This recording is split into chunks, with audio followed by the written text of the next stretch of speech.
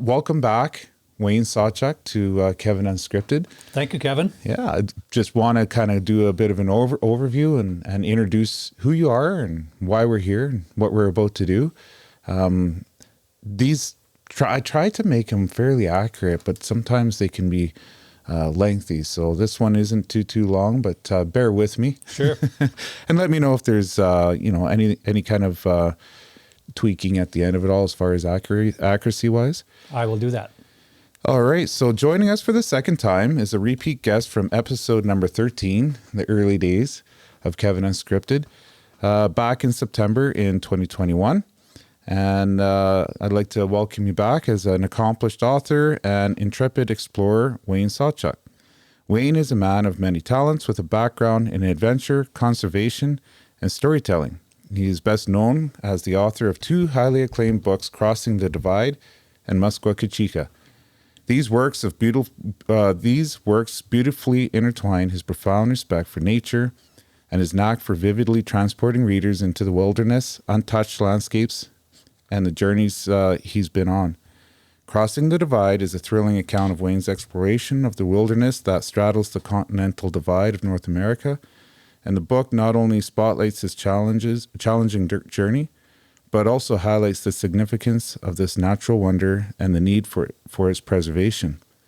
His second book, Musqueam, dives deeper into Canada's most remote and beautiful wilderness areas, and this book, named after its pristine region itself, underscores Wayne's commitment to environmental conservation, while also providing a fascinating chronicle of his travels through this untamed land. Wayne's passion for exploration and environmental conservation, coupled with his talent of storytelling, has made him a beloved figure among fans of adventure literature and environmental enthusiasts alike. He's not only a gifted author, but also a dedicated advocate for the natural world, using his platform to highlight the importance of preserving our planet's wild places for future generations. If you've listened to our previous conversation with Wayne in episode 13, you will know that you're in for a treat. And so that's why I'm looking forward to some intriguing conversation, explore what Wayne's been up to since our last episode, and what conservation really means. So there you go. Welcome back to the studio. I love the fact you're actually in studio and we're not doing this remote. Indeed. Thank you, Kevin. That's a very glowing overview for sure. I appreciate it. Thank you. Was it fairly accurate? Did we kind of touch on most of what you're kind of trying to bring more awareness around? Oh, indeed. I think that's all really accurate. There's one point I would make. Crossing the Divide is about the Rocky Mountain Divide. Oh, yeah. The Continental Divide actually in this area runs further to the west because of the Peace and the Liard, which basically run right through the Rocky Mountains. Oh, okay. So the Continental Divide is further to the west from us. Oh, that's actually, I'm glad you brought that up. So Crossing the Divide, I've got your book here. Thank you. Which we touched on, episode 13. I'll pass that on, and we'll maybe touch on this, near the end where people can get it. But it is a pretty good read. And like I said, we touched on it already, but there's some really interesting stories about this as far as your upbringing in this area and, the history of, not only who you are and your connection to this area, but how you kind of got into more of the conservation end of things. So that's a pretty good book to read. Thank you, Kevin. And if you're more into pictures, like I am, this one, far bigger, Musqueam. And this is, this book touches on a region that is absolutely massive that originally before this book, I had no idea even existed. So to, kind of touch on that, where is that area? Let's start with, where is the Musqueam located within BC? Is basically north central BC. So it's the area that's west of Fort St. John, west of Fort Nelson, south of Lower Post, east of Dease Lake. So it's kind of that middle chunk of the Rockies and big chunks of the Cassiars as well.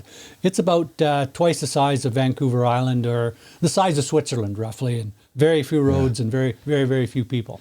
The size of Switzerland. It's the size of countries. Indeed, it is. Yeah.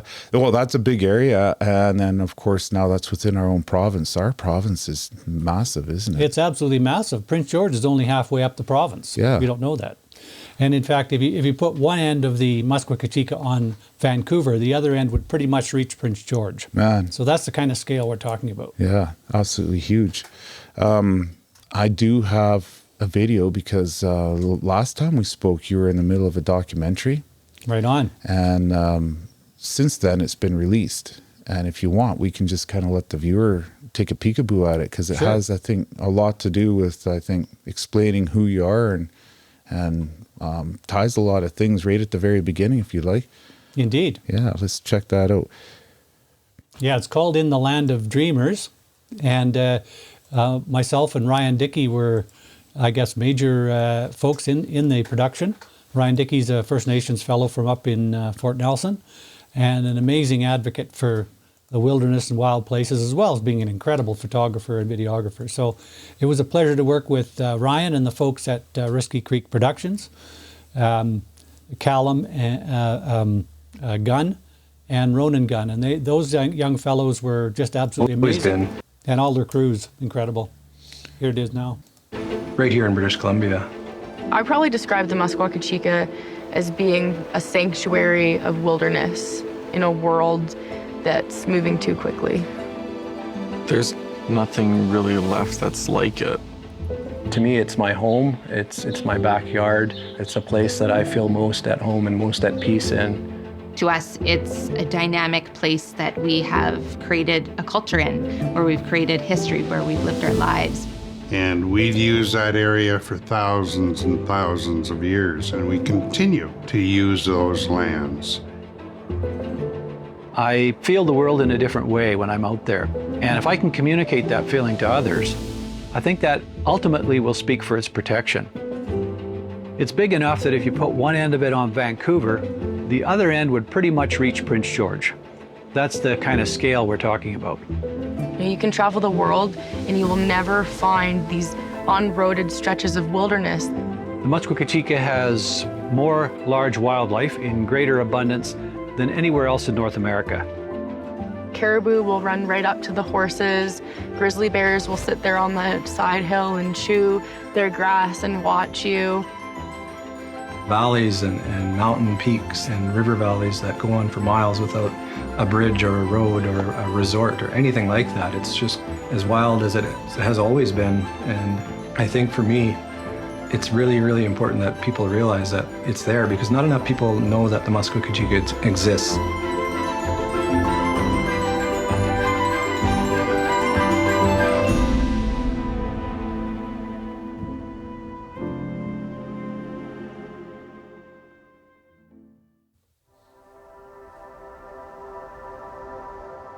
When I'm out in the Muskoka-Chika at the head of the pack string and we come up over a remote pass, and there laid out before us, as far as you can see, is a sea of mountains.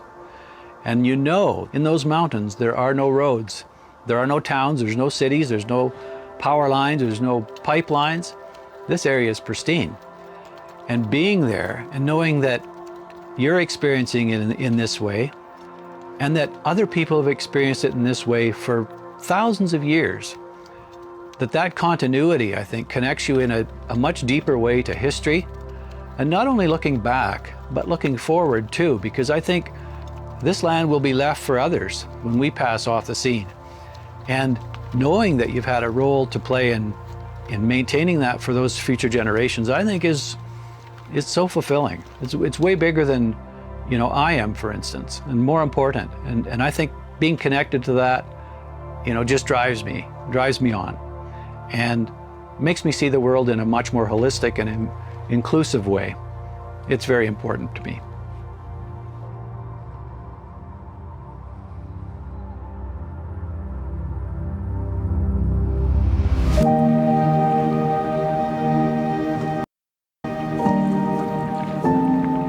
I consider myself very lucky to have grown up in the Muskoka-Chika. My father was able to, when we had the time, fish out of pristine rivers and enjoy the Muskoka-Chika for what it really is.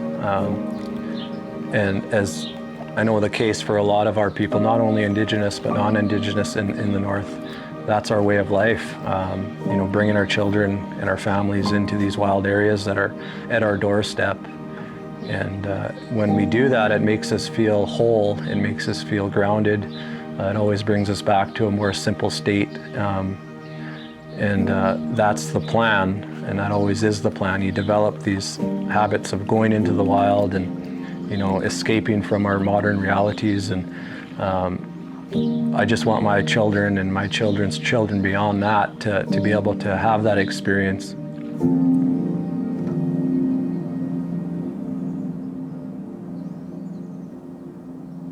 In the land of dreamers. So that was a little over 4 minutes, but I thought that was actually pretty well done now, wasn't it? Well, thank you, Kevin. Yeah, I think it was too. Yeah, I was very impressed with with Callum and Ronan and the crew at Risky Creek who did it. And of course, Ryan. I mean, Ryan he's a new generation First Nations fellow. He already is a great leader, but I think his future in leadership is going to be very strong. He's going to be there for a long time, and he's going to make real differences, I believe. Well, some of the images on that little clip that we just seen, I mean, talk about some of the landscape, eh? Like being able to capture that and then kind of put that, even 4 minutes seemed like a long time, but when you're actually making it, how do you kind of capture everything within a 4 minute snapshot? Indeed. Unreal. And then of course, I'm sure the feeling, when you're there is just probably undescribable, and what kind of captured, I think, the need for you to get into what you're doing when it came to conservation, isn't it? Well, absolutely. And when I started traveling in that country, the first trip we took in there was in 1985, and we did an 1984 rather, and we did an 85-day pack trip in there. And when I was in the middle of that country, and you could look out, and that there's nobody there for 100 miles perhaps, and more. There's no towns or people or any roads and so on. It brings you back to when the continent was totally wild in the past. And I think that's so important that we keep that for the future. So what's your approach now when it comes to managing, something like that, especially, as far as being so untouched? Because conservation is, I think, a little bit of a challenge on its own, but kind of also with how you structured it, balancing, both an area, something like that, and then the natural curiosity of humans and managing, the ability to keep something like that sustainable, along with, all these economical things kind of all going on at the same time. Politics and I mean, we're talking, quite a few different nuances that are engaged. Like, how do you manage that? Like, what was your approach? Well, it's very complex, as you said. What's happening on the ground is extremely complex and chaotic even. But the approach that the government took back in the early 90s was to create a land use planning table that covered part of that area. And all the sectors were brought together to kind of determine a management plan for not only the Muskoka-Chika, which wasn't the Muskoka-Chika at the time, it was just more land, and for all the land base of each forest district in the north. And I sat on 4 of those tables that helped to basically plan that area out. And out of that came the Muskoka-Chika as an agreement from all the sectors. And I think that's what gives it its strength and its longevity, because everybody agreed at the time. And, it's not a perfect plan. It allows development in areas that, from a conservation perspective, would be very, very challenging to operate in. From the industrial side, they have to give up big chunks of that area to parkland, and they have to agree to more stringent guidelines for the areas that are open to development. So both sides gave up something in that process, but they brought it to the middle, and I think the bottom line is way, way stronger than anything we could have developed independently. Congratulations on achieving that. Well, thanks. Yeah, it took a lot of work. It was I can close imagine. to a decade of negotiations to make that happen. Wow. So what did you learn in that whole process now that took you, because you're into conservation, I think now more than ever, that must have been what you thought was an achievement, but turned into, I guess, the platform and the foundation to be able to further, I think, a lot of, well, I guess, concerns and approaches that you've gotten involved now. So what are the biggest challenges, and what's driving you to do a lot of the conservation work you're doing now? You know, I grew up in this country, and I began to understand. I mean, I grew up in a logging family, and our business was basically logging, slashing for power lines and seismic lines, and logging business and so on, all resource-based industries. And I saw a lot of before and after as a result of that. And I began to understand that, hey, wait a minute, the after is way worse than what we had before. You know, there's profit taken out, but what's left behind is not necessarily the best for the local people or the local landscape.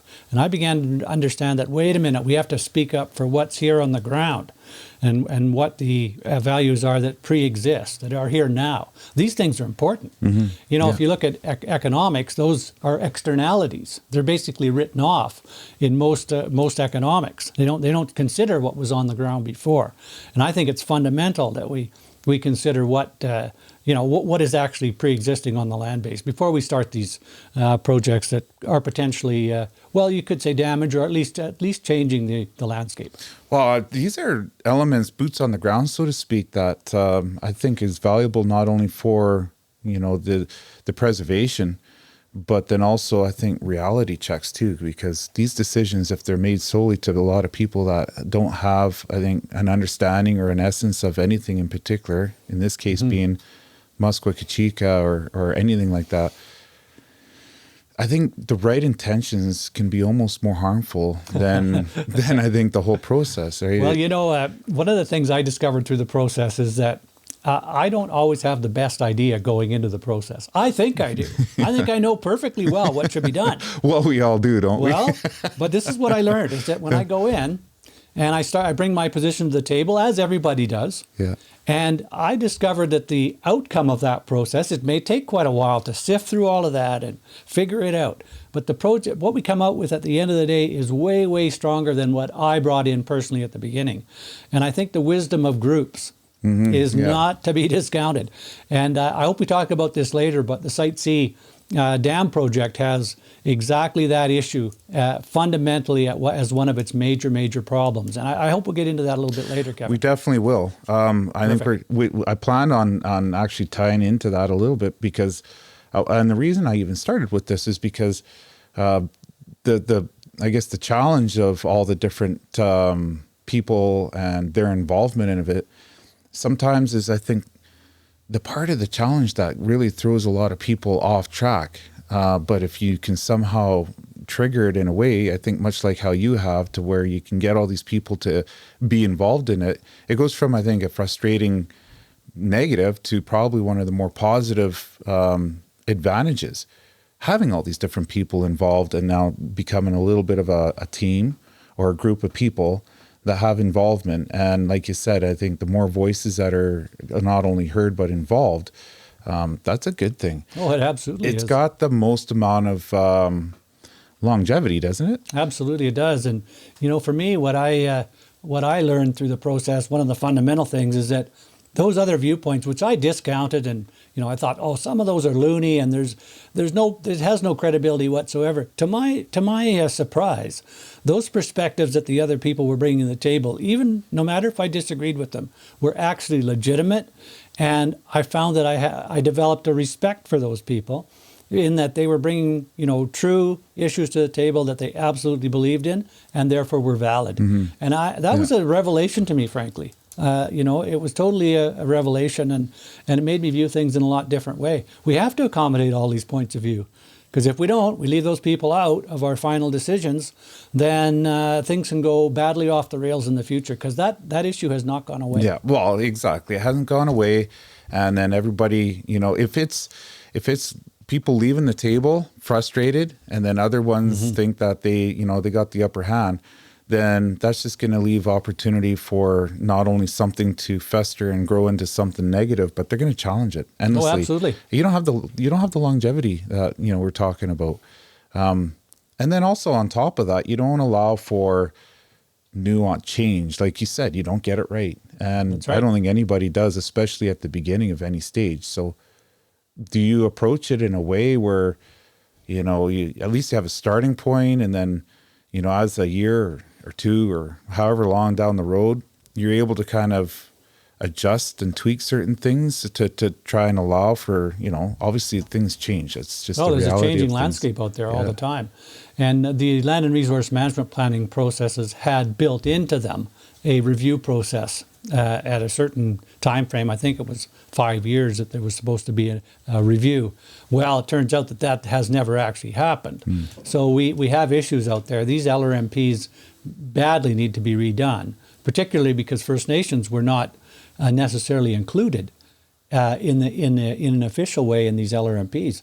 Well, those issues are now coming to the fore and absolutely have to be included. So if we're going to do our land use right, we need to incorporate that point of view, and that means, in my opinion, redoing the LRMPs, updating them so that they include all those issues. Yeah. So is that a point now that you're still driving? Like as far as the Muskoka-Chika, is that an area that you're seeing needs a lot of updating to be able to continue what you had already kind of started in achieving it, you know, as far as a protected area? Well, you know, I'd compare it to a building where all the walls and the structure is great, like it's solid and everything is working good. And you can tell because on the land base is pretty darn healthy out there. Hasn't been deteriorated a whole bunch. But yet there's things that are coming forward that need to be incorporated, need to be changed. The legislation, you know, for instance, it governs the Muskoka-Chika, the MK Management Area Act. It's out of date. It has things in there that no longer exist, etc. So it does have to be updated. There's no question. Sooner the better. But the bottom line is, you know, the structure is sound. Yeah. From my perspective, and the fact that it survived for more than 20 years at this point indicates that. Yeah, it's a testament to good bones. Indeed. And needs a renovation. Yeah, that's right. We need to We need to modernize it. We Yeah. need to repaint. Yeah. Oh, fair enough. That's good to touch on. So you talked about Site C. What about Site C now kind of fell within your area of concern, awareness? Like, what was your approach? And before you answer that, I want to say I'm glad that you brought that up, because Site C, weirdly enough, is an extremely polarizing subject that not many people really want to touch on. So I've been wanting to kind of touch about Site C because I have a lot of questions about it myself. It's like one of those unknowns, right? You have people that, you know, are for and against it. So let's start out with Site C. Like, overall, what is your opinion about Site C in that project? Well, there's 2 dams existing on the piece already, and the Site C would be the third one that adds another chunk of, I guess, well, electrical generation, certainly. The issue that I have with Site C is that it encompasses 50 miles of river, a good part of that which is formerly pristine. It's the lowest elevation land in the Peace Country. It's basically the heart of the Peace, if you want to look at it that way. The richest wintering grounds, etc. And I'm not convinced that we need that power badly enough to destroy 50 miles of river. And I think, and I say destroy because that river is going to be gone. And the valley itself, because of the way dams work, they erode to a certain level. Once the water comes up, it wets the bottom of the hillsides and so on, and all that stuff sloughs in. So you're going to get a sloughing situation there, probably for on the order of 100 years. It's not going to be done in our lifetime, certainly, not mine or anybody else's that's listening to this at this point. And I think that's something that it's a cost. It's going to be borne by the local people. The valley certainly is going to suffer, and the area is going to suffer. So from my perspective, I think we have to have a pretty clear case that we absolutely need the thing.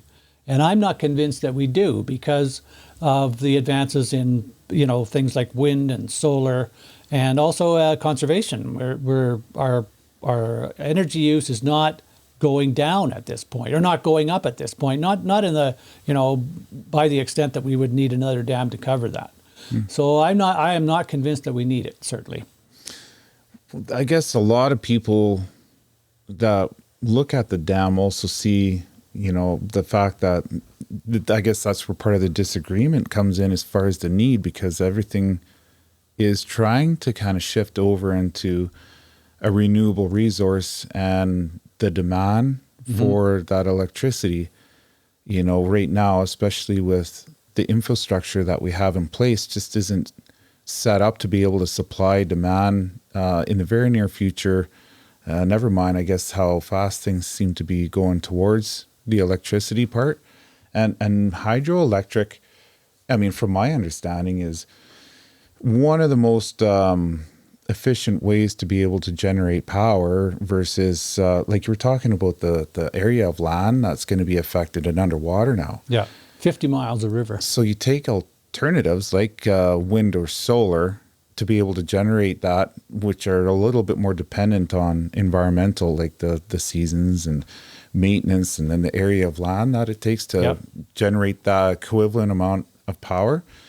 It does seem to make a lot more sense with the how do you have an alternative, especially when it builds out to a point of sustainability, without it now being, I guess, the point that people try and, dispute the fact that it's either needed or the cost and what you're sacrificing in replacement for that. Like that's a fine balance. So, well, indeed it is. And I guess the question really has to be looked at, do we need it? And if so, how can that be supplied? Yeah. And from my perspective, again, I think renewables, well, specifically wind and solar, they can use water, hydropower, essentially as a big battery, right? Because you can use your wind and solar in those times when they are generating, and then when they're not, you use the water power to fill in the gap. And right now we have 2 big dams on the Peace that can do that work, intermittently to make that happen, because they're not tied to a schedule now in the same way as solar and wind are. Do we need a third one? Well, I'm not convinced, and a lot of electrical people who are people who know that scene better than I do will tell you that we don't actually need it. We have the existing dams that can perform that function. So I'm not convinced yet. I haven't seen the evidence that we do need it. do you think there'd be something said to be proactive and have something in place before you're at a point where now you need it? And then the reactiveness of it typically is a lot more harmful than the process of trying to plan in advance. Like if you see a demand coming down the road, the approach on having that already in place to absorb that as needed. Oh, absolutely. Versus, if that was the case. But again, I have not seen that. I have not seen the numbers that say we're going to need this. I mean, our electricity demand is not going to spike in the near future. That's not how it's going to work. It's more or less level, because if you factor in conservation of energy, and we leave our lights on. Man, if you ever go to Vancouver at night and you see those big buildings blazing away all night long. Yeah. Is that a necessary thing? That's just one example of a whole huge amount of things that we can do to cut our energy. So you're saying we can offset inefficiencies with needless power consumption to kind of regulate, I think, the power consumption we have now and what's about to come with. Well, electric vehicles seem to be one of the biggest, I think, transitions, which is a massive, huge power consumption that we normally had never had to contend with. Yeah, it's a huge shift. So you're saying get back to teaching the kids, turn the damn lights off when you're out of the room. Come on. It really is just being smart about how you use this stuff. Yeah. I mean, don't turn it on if you don't need it, kind of thing. I mean, it's not a hard thing to do, right? No, it isn't. It's structuring our energy use patterns in a way that makes sense. That's basically what it is. Do you think that the landmass now, after it's flooded and a lot of I guess habitat is really what we're talking about when it comes to displacement? Yeah. Much like Williston, the original reservoir, that was a huge, I think, concern that now is favored as, I think, people look at it with pride as the biggest reservoir and used for, well, it's created a whole nother habitat along with, other uses that kind of go with that reservoir. Do you see something similar like that happening, with Site C? Well, I've got the benefit of being here quite a while. I remember the Williston Reservoir before it was flooded. When I was just a kid, my dad had a slashing contract up on the Parsnip River, the mouth of the Blackwater Creek. And I remember we went up to that creek, and there was a trapper's cabin there, and there was a weasel running around in the woodpile, and I remember watching this. We camped there with my mom and all us kids. We came up with a riverboat from Finley Forks. And the First Nations folks who were working on the crew were fishing in that big pool at the mouth of the Blackwater there and pulling out these big fish one after the other. And I asked my mom, well, what's going to happen when the dam comes? Mom, what's going to happen to the cabin? And she said, oh, they're going to burn that down. Okay, and what's going to happen with the weasel? Oh, he's going to go up to the shore. And I pictured him crossing all these floating logs to get to the shore. And what's going to happen with the fish? So they're going to go up into the lake. And I pictured a dark lake with stumps and these fish going up into the water. And I thought, you know what? I don't think that's going to be very good for the trapper and the weasel and the fish. And I was like, that was in 63 roughly. So I'd have been like 8 at that point. So I think that's where the realization that we're going to lose something here. We're going to lose something huge. It's some of the best moose areas in the province are underneath the Williston Reservoir. So while it might be good for fishing and boating at this point, and even that is, it's a challenging reservoir for sure. It's big, right? It's you can get big, into big trouble on it. I know even with the boating, we've been out there, and I've never seen one actually come too close. But sometimes those trees, over time, they start to uproot. And they still float. They're not waterlogged and lay on the bottom. Well, I can they remember. come out like a torpedo. Well, I can remember that. We had a tree planting contract up at the mouth of the Clearwater, and we went up there with the rubber riverboat or a wooden riverboat, I should say, from Finley Forks. And up ahead in the river, here comes this entire tree shooting out of the water. I mean, if it hit a boat. That's pretty cool. I mean, wow. If it hit a boat, I mean, that would be so you're going to get a new mast in a big hurry. Yeah, that's true. Yeah.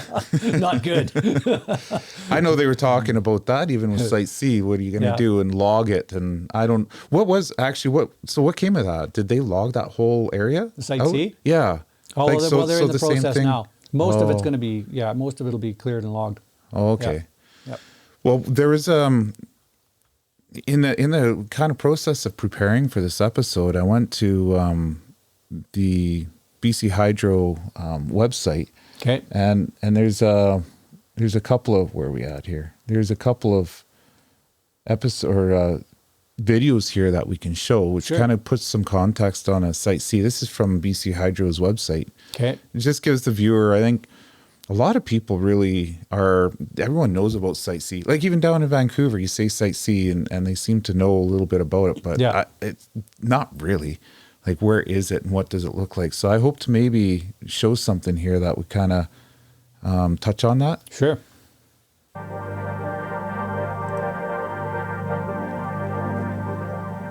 One of the last milestones to complete the Site C Clean Energy Project is filling the reservoir. We recognize the importance of this final step and the impacts on local communities and Indigenous peoples. Before the reservoir filling process can begin, environmental, regulatory, and consultation requirements are subject to numerous permits and need to meet approvals. Filling the reservoir allows the turbines and generators to be put into service. It will take about 4 months for water levels to reach maximum depth. First, water flow is restricted through the tunnel, which is required for reservoir filling, in a process called conversion. To begin the conversion, Tunnel 2 is closed and water is removed or drained. Next, 4 large ring-shaped devices are installed in the tunnel. These rings will restrict the water flow through the tunnel. Tunnel 2 is then reopened with reduced water flow and tunnel conversion is complete. Next, Tunnel 1 is closed, and this starts the reservoir filling. The reservoir water level will increase by approximately 15 meters over the next 2 to 3 weeks. At this point, water will begin to flow down the Site C spillways. Tunnel 2 is then closed, and the water level in the reservoir will continue to increase over the next 6 to 10 weeks. Once reservoir filling is complete, the diversion tunnels will be backfilled and permanently sealed. On completion, the reservoir will reach a final depth of approximately 52 meters near the dam, 36 meters near Halfway River, and 18 meters near Hudson's Hope. The Site C reservoir will be 83 kilometers long and 2 to 3 times the current width of the river. At about 5% the size of the Williston Reservoir, Site C will provide about 35% of the energy of the WAC Bennett Dam. Post-filling, the reservoir and surrounding slopes will be monitored for safety. Reservoir access will be made available when safety requirements are met. New boat launches and public access points to the reservoir will be available once the reservoir is formed and it's safe to access these areas. Once in operation, Site C will provide clean, reliable, and affordable energy in BC for decades to come. There you go. So that's is that what they've got, so to try and go through all these videos, they've got a whole array of different videos here that a guy can go through. I think we were talking about maybe touching on one other one here. But what do you think about that video? Well, it's very optimistic. Yeah. And rightly so, coming from the folks who, built the dam. Yeah. You'd expect that. It doesn't deal with any of the issues and some of the uncertainties that are associated with the dam. There's no guarantee that this dam is actually going to work. There's major issues with the dam, as I see it, and particularly with the underlying foundation. The dam, the powerhouse itself has actually moved. It has moved 5 millimeters, half a centimeter, which is not much, very little, but there's a layer of shale. So the foundation where the powerhouse has shifted. Yes, where the powerhouse has shifted. Without any kind of load against it. That's right, without any load against it. Now, how did that happen? Well, it's called rebound as part of it. When they take the weight off, which they've excavated a whole bunch of material so they can get lower, then that material underneath potentially becomes unstable and potentially can move. And that's what's happened here. The powerhouse has shifted, as I understand it, and I'm no engineer, but half a millimeter, or half a centimeter rather.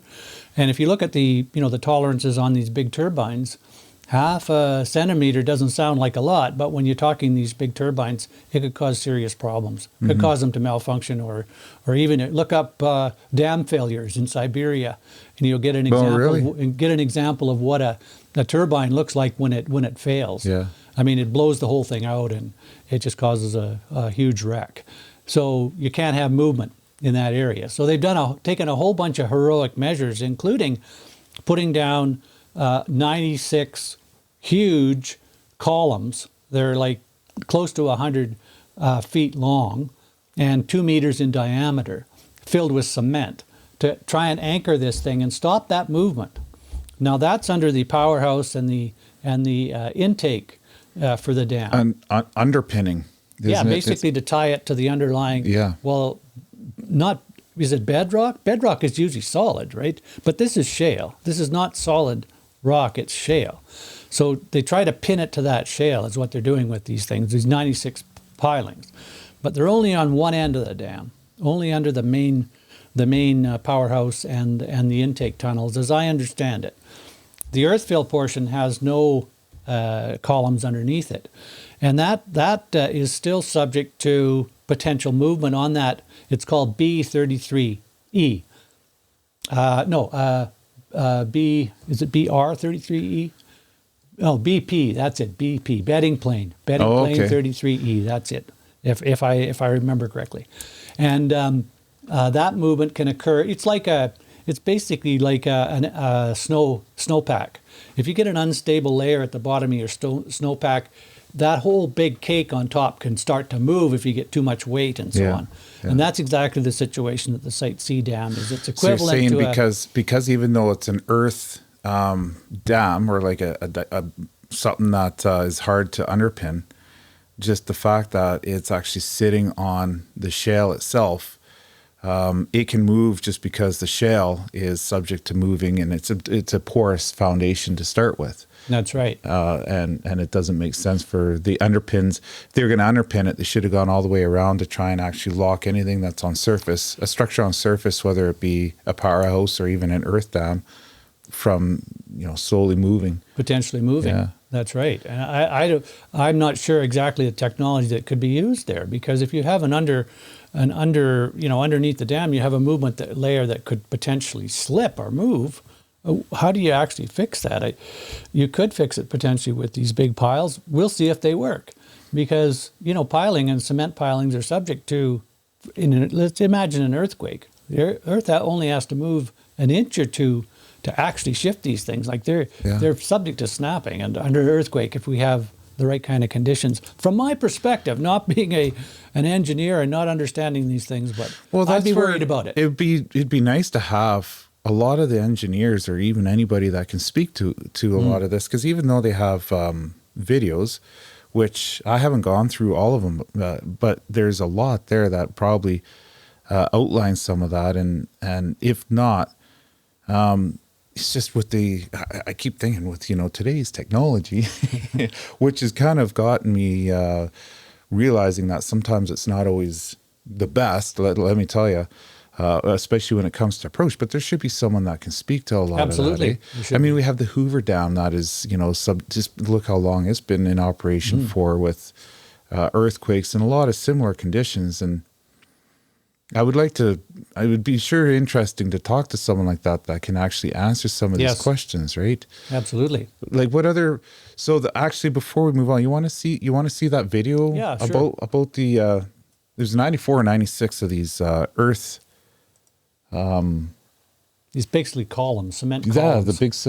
So this is the runner here. I'm just going to show it's this. It's called right bank stability enhancement. I think we've seen that a little bit earlier here. Right bank stability. Everybody, it's Jesse from BC Hydro. We're here at the Site C project in Fort St. John, where we're building our newest clean energy project. We're standing on the right bank where we're doing foundation enhancement work, and joining me is construction manager Matt Stevens to tell us about that work. Matt, there's two parts to this. The first part is the piling work that's going on here. What's happening there? We're working on installing 96 concrete-filled steel piles. At their longest, they're about 46 meters long, 2 meters in diameter, and the steel pipe inside the pile is made of 1.5 inch thick steel. And effectively, these things work by tying the buttress structure at the top to the sound, stable rock below, passing through the bedding planes of potential concern. And in the event of a major earthquake, these piles are so stiff that if any sort of potential movement wants to occur along that bedding plane, the piles will stop that before it starts. So locking in with those piles is one part, and then there's what you're doing with the approach channel. What's happening there? The primary goal is to make sure that none of the water in the reservoir or the approach channel is able to make it into the underlying bedrock. So there's three key components. The first being ensuring that the invert of the approach channel is waterproof, so we're installing several layers of waterproofing membrane. The second one is a grout curtain around the outside perimeter of the liner material, and this effectively is like a concrete wall below ground to stop any water from seeping underneath the lining material. And lastly, we're installing a whole bunch of drains that in case any water does make it around the liner or through the liner, all that water can be safely collected and transferred to our drainage gallery. And how did you decide that this was the best way to make the right bank more stable? Once we figured out the best way to reach the bedding planes of concern, we actually built two full-size piles, filled them full of instrumentation, installed hydraulic rams, and used these rams to simulate some of the forces of an earthquake. That gave us a whole bunch of data that allowed us to optimize the design and end up with the design that we're building and constructing today. Well, thanks, Matt. And for more information on this, you can go to sitecproject.com.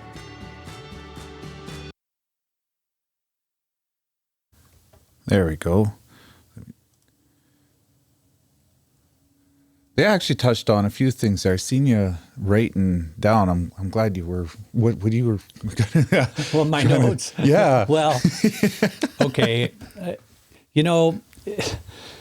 This design is not a proven design. It's one they came up with to deal with that specific problem there. That was not part of the original design of the Site C dam. Originally, the Site C dam was straight across the river.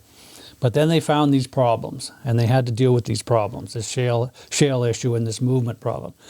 And they said, well, we'll make it a 90-degree dam, which is totally unprecedented. Yeah. As far as I know, there aren't any others that I know of like this. So it's an unproven design. Will these columns work? Well, they say they're gonna, in the video, they say they're designed to stop an earthquake. Well, I don't know about you, Kevin, but I don't think stopping an earthquake is really a valid thing. Like, can you stop an earthquake? No, I don't think you can. Did they mean be able to withstand? That's what they meant. Withstand or stop? Well, they said stopping an earthquake. Now, I know that could be a wording thing, and obviously they're not stopping an earthquake. What they meant is building a structure that will handle the forces. Yeah. But the reality is that earthquake forces are huge. Yeah. And if the right earthquake came along at the right place, I'm not convinced, frankly, that would work. The shale is porous, and they've put grout curtains down to stop water from getting by that. But shale is inherently a soft material. It's not strong. And will water be able to force its way by there and potentially compromise the safety of the dam? We don't know that until they fill it. Well, you mentioned earlier, building, and they address water seepage in basements in a building. And, over a period of time, a lot of the times, most people experience basement leaks or some kind of, that's the nature, especially when you're underground. That's the nature of, deterioration with any kind of formation. And even the formation of Earth itself. That's why we have formations. Things shift over a period of time. So, these are extremely valid concerns. I'm wondering, I'm glad that you're bringing a lot of these things, to the forefront, because I don't know if a lot of people, I think people question it. I mean, we know that is seen in the newspaper, but how do we actually get some of these answers? Like, how do we address some of these concerns that you're bringing up and have that conversation? Because I think if there's areas that we can maybe learn and be more aware of something of this magnitude, it'll soften the polarization from one or the other. I think it'll address a lot of the issues that you have when it comes to the land use and how do you kind of present that. Looks like they're making a little bit of an attempt there with all the different videos, right? Oh, sure. But then in that, how do you... Important. I think it's key for sure. Mm-hmm. So how do you, I mean, you've got that, and then how do you kind of explain like what you're talking about with the foundation it's on and whatnot? Like what would the best approach be to be able to tackle something like this? Well, you have to remember that these videos are put out by BC Hydro, so they're going to take the most optimistic, positive view possible. And those issues that could potentially crop up, they're not addressing those unless they're right in your face. Hey, we've got a bedding plane on which the whole entire structure is moving. Yeah. Well, this is a serious issue, folks. That's not a joke. Like, those turbines occupy or run in races that have a very small tolerance. Mm-hmm. If that thing moves, you got a serious issue on your hands. I think there's another one that I don't think has been addressed adequately, and that's the issue of landslides into the reservoir. During the course of the studies that were done on the Site C reservoir, there was a study done on the potential instabilities along the reservoir, and the experts postulated that there could be as many as 4,000 landslides into the reservoir. Now, not all of those are going to be, huge, thundering things. There's going to be landslips of various sizes all the way up. But you can bet that on the upper end, there's a few biggies. If you look at Atachi, the Bear Flat Slide, and there was another big one on the piece just upstream from the halfway. Those things, man, they covered the entire valley. Like, they went up the valley sides 20 meters. Or more on the other side like they do. And the Site C dam has about a 17-meter freeboard, approximately from the water level to the top of the dam. 17 meters, when you look at the Bear Flat Slide, doesn't look that big. No. But it's not when you're looking at it to scale. I mean, if you're up close to anything, 17 meters, if you're standing beside it, is massive. But if you're, like you say, you look at it to scale where you're standing back and you're looking the size and the area of what, 17 meters is in comparison to a landslide, it's what you're saying, not that much. And that can breach, possibly breach. Well, the issue is in these reservoirs is there's a lot of landslides that'll be completely benign. They'll just fill sediment into the reservoir, and it won't cause an issue. But there's some You know, when you move your hand in a bathtub and you can get a resonance going and you get slop, Yeah. and you can slop the water right out of the bathtub, Yeah. right?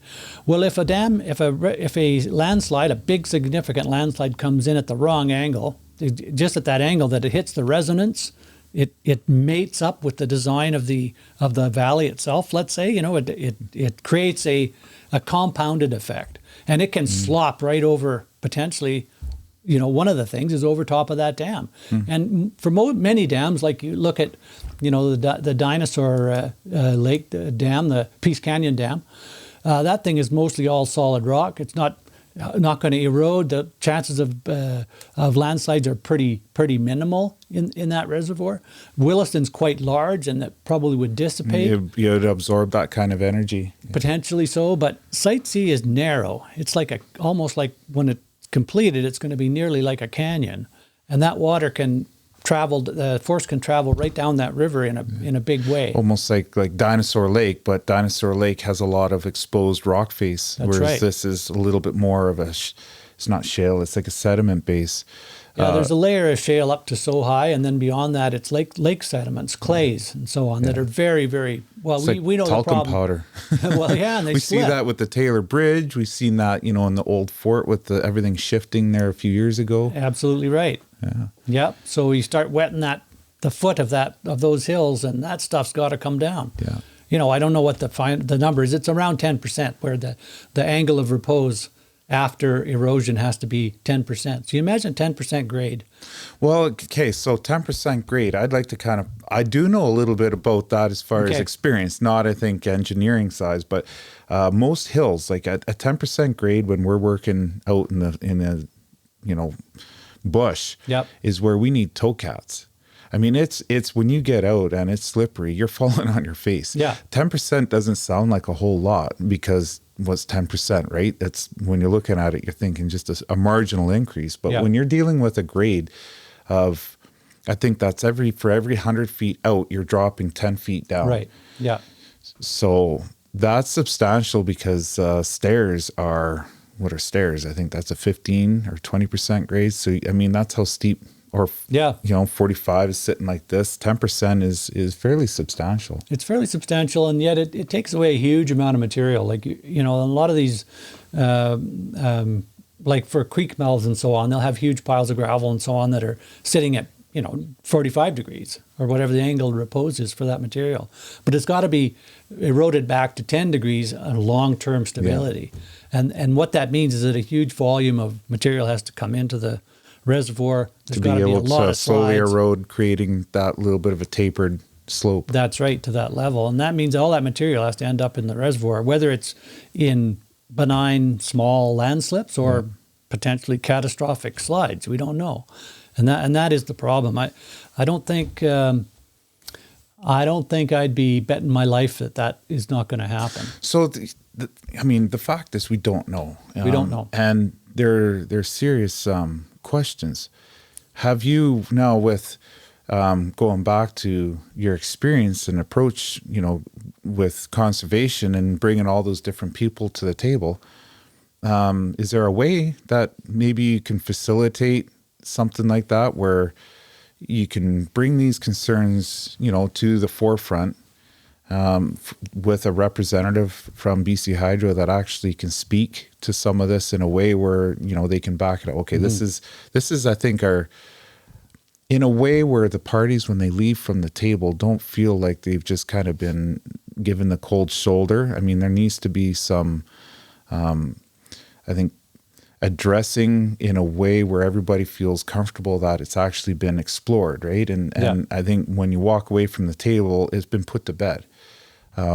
Is there an approach, or do you have an idea of how, you know, we can go about doing something like that? Well, there's two different parts to this. One is the technical issues that we've been talking about, you know, landslides and potential unstable foundations for the dam. Those kinds of things are technical issues that really can't be resolved. I mean, we have expert opinions, and the experts that they have hired have said, we're pretty sure it's going to be okay. It's going to be all right. No worries. Well, we can't really argue with that because then it becomes a fight over technical issues. But there's another component Kevin, that I think is really fundamental, and that is the fish and wildlife compensation angle. And on those two existing dams up on the Peace, we have a fish and wildlife compensation program. Those have about 1.6. Well, this last year they have allocated $1.6 million for fish and wildlife enhancement projects or compensation projects, whatever that might be. It also deals with cultural issues and First Nations issues, so social issues as well. Some of those would be for things like land guardian programs or that kind of program with First Nations, etc. I sat on the Fish and Wildlife Compensation Program for 6 years, from 2015 to 2021. And I have to say, when I first went into it, I was very skeptical that the decisions that were made were going to be made in the best interest of fish and wildlife, that Hydro wasn't going to be directing those disbursements, and that they wouldn't have some agenda to basically do the things that they felt were necessary. But the Fish and Wildlife Program it's all an appointed board, admittedly by BC Hydro, but from my perspective, the people are objective and they're independent. There's First Nations on there, there's conservation interests, there's people who are recreationalists. Government also sits on that, both municipal and provincial. And as a result, those decisions that come out of that board, to my, gratitude and certainly surprise, they are, from my perspective, objective and independent. And BC Hydro is not directing the disbursement of those funds. That's being done by the board, and that I feel has a level of public oversight, which brings in all those issues that you were mentioning. That brings in all the other issues, the societal issues that have to be dealt with in these issues of this kind of magnitude. Well, so a few things with that is you mentioned that this fish and wildlife compensation.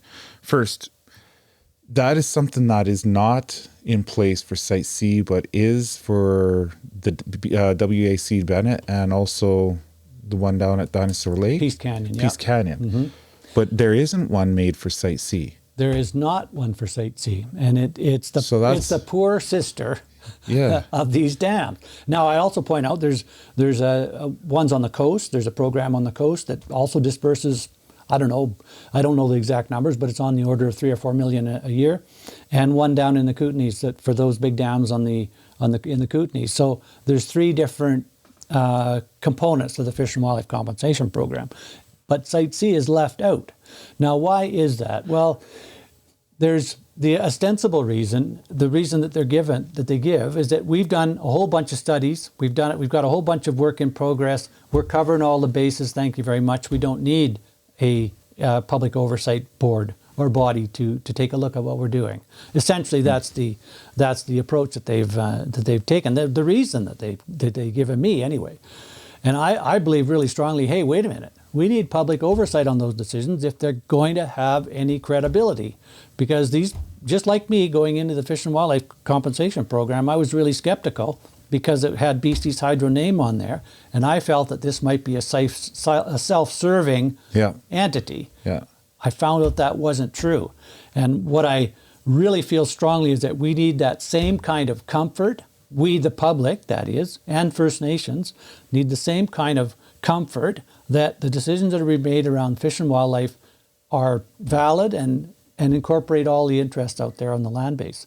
And right now, keeping that in-house, behind closed doors, all those decisions, I don't have that warm and fuzzy feeling. No, for sure. It becomes self-serving in one way or another. And that's where I thought the same thing about some other things, like in the oil and gas industry, for example. They have a lot of these endorsements and tickets you need to have. And the first thing they're talking about at the beginning is it's by industry for industry. And it's pretty much driven by the people that, are governing themselves, so to speak. And I was like, how is that going to work? But it's shockingly effective. And I'm not really 100% sure I understand why. In fact, I think in some areas they push so hard that it's almost like, oh my goodness, I mean, it's overwhelming and stifling and it's kind of defeating the purpose. But at the end of the day, at least there's a lot of importance made on making sure that the checks and balances, like you said, and making sure people have what they need to be able to go to work is in place. And that's a by industry for industry. Yeah. So I think that model actually has a lot more, I guess, validity to it, because it does include more than, I think, just the industry. It's what you're talking about. It includes government and the general public, and it kind of stimulates economy, because now certain checks and balances are in place that have to be regulated by third-party companies. And so when you're talking about, this commission that Fish and Wildlife, has, I think there might be some value in doing something like that, because it's going to allow more people to get engaged. Yeah. And the self-governance, I think, like what you're saying, runs the risk of like BC Hydro being able to have, a little bit of a sneaky approach on it. But I think having less government is also got some value to it too, because when you get government involved, you get into a lot of these other issues that we have in different areas where judgment calls aren't really at the best interest of what you're trying to solve. No. So I like the fact that you're addressing it in a way where, there needs to be a commission.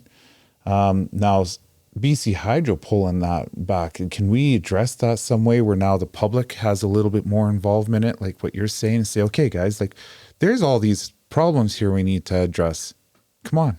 Yeah, absolutely. Let's come to the table. And where do those funds come from? Like with these commissions, does that come from BC Hydro or? Yeah, the Fish and Wildlife Compensation Program is funded by BC Hydro. So that's where the hesitation comes from then when it comes to the funding. Well, who pays the piper usually calls the tune. Yeah. Right. But in this case, to my pleasure and my surprise, that wasn't the case. BC Hydro was guiding the process, helping it to happen, but they didn't direct the outcome of those projects, and those were made independently by the board. And I really believe that there's very strong, much stronger decisions, and it also helps the government to have faith that those decisions are being made for the right reasons. We have a lot of competing priorities out there. First Nations have their priorities, public has their priorities. BC Hydro the government has their priorities, and the BC Hydro has their own priorities. And if everything is made with just paying attention to BC Hydro priorities, some of those other ones can get missed out and not included. And I think that's bad in the long term for the faith in the public that things are being done right. Yeah. So I really believe there's an easy way to do it. We've had $750,000 for each of these two dams. We need the same amount to be put in for Site C. It could be just an addendum to the Fish and Wildlife Compensation Program Board's work. They just expand their area. Simple to do. No new structures need to be created. Just more money, a little more time. Maybe board members from that area that's specifically focused on the Site C reservoir area. Simple to do. Easy. Let's get at it. It's way past time. I can't believe that we haven't actually put that in place. Well, you were a part of that board. Is there a way you can re-engage from a different avenue that most people wouldn't have the ability to do? Like, do you know some of the key players that can? Have you talked to these people to try and engage, something like this to happen? Well, it needs direction from the top. See, the board can't choose its operating area. That's one of the things that it's given. And right now, it's the reservoir for Dinosaur Lake, and it's the reservoir, or Dinosaur Reservoir rather, and it's the reservoir for the Williston. So those two things are included in the operating area essentially for the Fish and Wildlife Compensation Program. To add the Site C reservoir would require a change to their operating principles. Not a difficult thing to do, but it's not the board's role to do that. That has to be done by the partners essentially. And Fisheries and Oceans is part of that, and BC Hydro is part of that. So that would be part of what our MP can drive for. Yes, absolutely. Because our MP is actually part of Fish and Wildlife. Absolutely. Is he not? Isn't he a minister? Am I wrong in saying that? For some reason, I thought he was he was a minister for the Fish and... No, not at this point. Oh, okay. No. But there could definitely be, I think, some involvement as far as, pushing a little bit for something like this. Absolutely. Yeah, I'd love it if our MLAs could get involved with this. Should we call him out? Hey, Bob, we need your help. We need your help. We do need your help, Bob. This is important. Why should Site C be the poor relation? Yeah, that's a really good point. And I think how would someone take that now where the general public is able to kind of be able to follow this? Because going back to, what Site C has on their website, I really do appreciate the fact they have all that information. But like you said, it could be definitely manipulated and skewed to one side or the other. So would there be a way to be able to, well, how does dinosaur and reservoirs, how's that documented so the public can? They can go online to the Fish and Wildlife Compensation Program and look at all that information that's on there. It tells you all the projects that they're doing and all the work and so on. And yeah, in my opinion, great work. Some projects I value more than others, but that's my own view. But overall, those decisions are made independently and objectively from my perspective. And that's really, something really, that really should positive. be included now in the beginning stages, like when the No dam is doubt. being constructed, because I'm sure with any project, especially, with the magnitude of a project like this, Yes. you can pretty much plan and have contingencies, endlessly, right up until the point of no return, or not return, but you know what I mean. And you're always going to come across something. Yes. So to have something in place, prior to, instead of the reactive part, if I was BC Hydro, that would probably be something I would want to have as a precautionary, because that could be an explosive thing if it's not, done prior to. Something happens, you have a slough. Oh man, now we're dealing with something that's very volatile. And how do you handle something that's already explosive? The whole point of having something get in front of the play- train. Exactly. Yeah. Exactly. Mm-hmm. So, my goodness, where do we go from there? Is there a way we can maybe reach out and have some of these people? Well, I'm certainly hoping so. I think we need to have a push prior to. I might not have the name of the permit right, but it's basically leave to fill the reservoir. When they have to have a sign off that says, okay, we're good to go. The construction's all complete. You're good to fill. And prior to that mic up. Sorry, just pull it. Yeah, there we go. So prior to filling the reservoir, they need to have a license to fill. That might not be the right word, but that's the essence of it. And so as part of that, we should have that Fish and Wildlife Compensation Program component in place prior to that. Yeah. I just can't believe it hasn't been done up till now. Yeah, I agree. I think it makes sense to have something like that. And I think it would put a lot of people's uneasiness to rest a little. So if we had something like that, would that kind of soften, your concerns when it comes to Site Well, C? it would help with addressing some of the impacts. The fact that they're flooding 50 miles of river, which has been, home to First Nations for probably tens of thousands of years, and the best wintering areas. That's a loss that we can never get back. You can't compensate for that. But I think that we can compensate for a lot of this stuff. Loss of wetlands or moose wintering areas. We can do enhancements and that kind of thing. So there's a lot of things we can do. We can never get it back. We're never going to get back what we're losing on the ground. There's no question about that. But we can help. And it would also, I would point out, most of that money is spent in the local area, and $750,000 being pumped into fish and wildlife projects in the Site C area would be a really big boon to the local economy. It's a huge impact.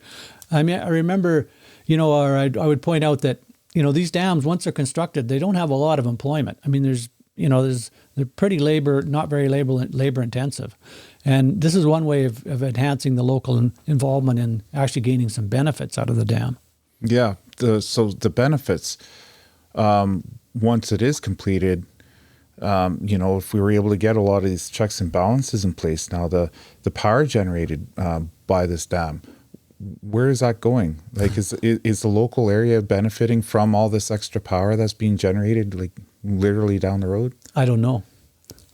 That's a good question. It goes into the grid. There has been lots of ideas floated. Oh, we know it for LNG. We need it for future use of British Columbians. We need it for export. I don't know what it's needed for, frankly. And I wish somebody would answer that for me, because I don't understand there's a lot of perception. I've heard I mean, I'm sure like anybody, I've heard all kinds of theories, but I've never actually figured out exactly where all this power is going to. You're not is the there only one. a percentage kind of helping the local? What would be a shame is, and I think this would really kind of help a lot of people kind of be able to deal with, if you see what it's being used for and it's addressing the concerns that a lot of people have, like the climate change, or like maybe supplying a power as an alternative form of energy. Yeah. Oil and gas is another one of those where we ship it and then we buy it back after it's been refined, for more, and now we're paying, more money for the same product that, that we're producing than a lot of other people in different areas. And that's where a lot of agitation kind of comes from. Sure. I mean, every time you go to the fuel or the gas station, you're like, man, what the hell? It'd be a shame if hydro had the same exact outcome, where you're watching a dam produce a tremendous amount of power, and where does it go? And if it can't help the local economy, if it's not producing jobs, then maybe it should be able to kind of satisfy other energy requirements, and maybe we can all kind of enjoy a little bit of the production in that energy. I'm not seeing it in my bill. No. My natural gas bill and my hydro bill we're going to pay like out of this world. And we're going to pay the price, both in terms of the money and in terms of impacts to the land base and so on, that we all have to suffer with. I think you're right, Kevin. It would be great to see some kind of a benefit directly to the people for the power that's coming out of Site C, maybe at a totally reduced rate. A reduced rate, and I think, but it's important though with that. Yeah, okay. Enjoy the benefits of having something that's produced locally. Yeah. I mean, that's a given. But then I think on top of that too, what would really have a lot of benefit, and I think more impact than anything else, is where is this power going for, and how is it offsetting, what else is supplying that need? Yeah. And what you had said earlier is there's not much of a demand for it yet. So that just strengthens, I think, why is there a need? But if there is, what are we supplying power to that's actually more harmful and less cost effective that is in use right now? And an example of that, and I use oil and gas just because of the region we're in, is, at least LNG and natural gas, offsets coal burning requirements that are used currently right now. So at least you can kind of justify it. But right now with the energy and the hydro, like, where is that? So clarification. I mean, if it's just going right across the border and then vanishes off into the pool of who knows where it goes. Well, it goes into the grid, right? And where's the grid? There's grids everywhere. I don't know. Yeah, exactly. We don't see the grid. No. Oh, well, I think that's an important thing to do. I think I would love to be a part of maybe actually engaging some of that. I think people that are hesitant right now in being able to supply some of those answers are only going to end up coming to the table when the public shows interest. With public demand, like with anything, affects policy. Yeah. And people are now kind of, I mean, almost forced to address it, because if it goes under the radar, well, nothing really happens. No, and exactly. Someone said, well, climate change, we did all we could. And yet, yesterday or a couple days ago, I was out at a friend's place in Rolla, and looking out from Rolla, we could see 4 big columns of smoke, 4 fires that were burning. And this is May. We're talking early May at this point in the north, and to see 4 huge fires burning at once is totally unprecedented. No, we have a problem, and we didn't do all we could, No, that's true. So I kind of did do a couple of videos in preparation for this, because I mean, I knew climate change. That's a subject that I really want to tackle. I'm hesitant because I want to make sure it's approached in a healthy way that's got the proper outcome, along with Site C and I think a lot of other subjects. But you know what? We do need to talk about it. I mean, it's one of those things that's in our face right now. And, it absolutely is. And why is it in our face and we're dodging, the engagement is. So I have a couple of videos that I'd like to try and touch on, and then we can kind of talk about it. And see what our thoughts are on, if you're okay with that. Okay. this is overlapping with Site C because All right. clean power generation is important. So, okay, so we're back. So we can play this this video. And Absolutely. this video is about climate change. Like during that short break there, we're talking about maybe hitting on 3 of them. Whether we get to them or not, we'll see through the discussion. But we'll start out with this one here and then go from there. Why are you here? Well, one of my missions... That's not the one that I wanted to play. This one. Boom. This ice is from the Viking Age, around the year 1000, also called the medieval warm period. We believe that in Greenland, the medieval warm period was about 1.5 degrees warmer on average than today. Nordgrip, the Greenland ice core project, is being reopened to drill the last few meters through the ice sheet to the rock beneath the research station. The ice core, over 3 kilometers in length, has been hauled up to the surface piece by piece and contains important data on the history of the climate of the Earth.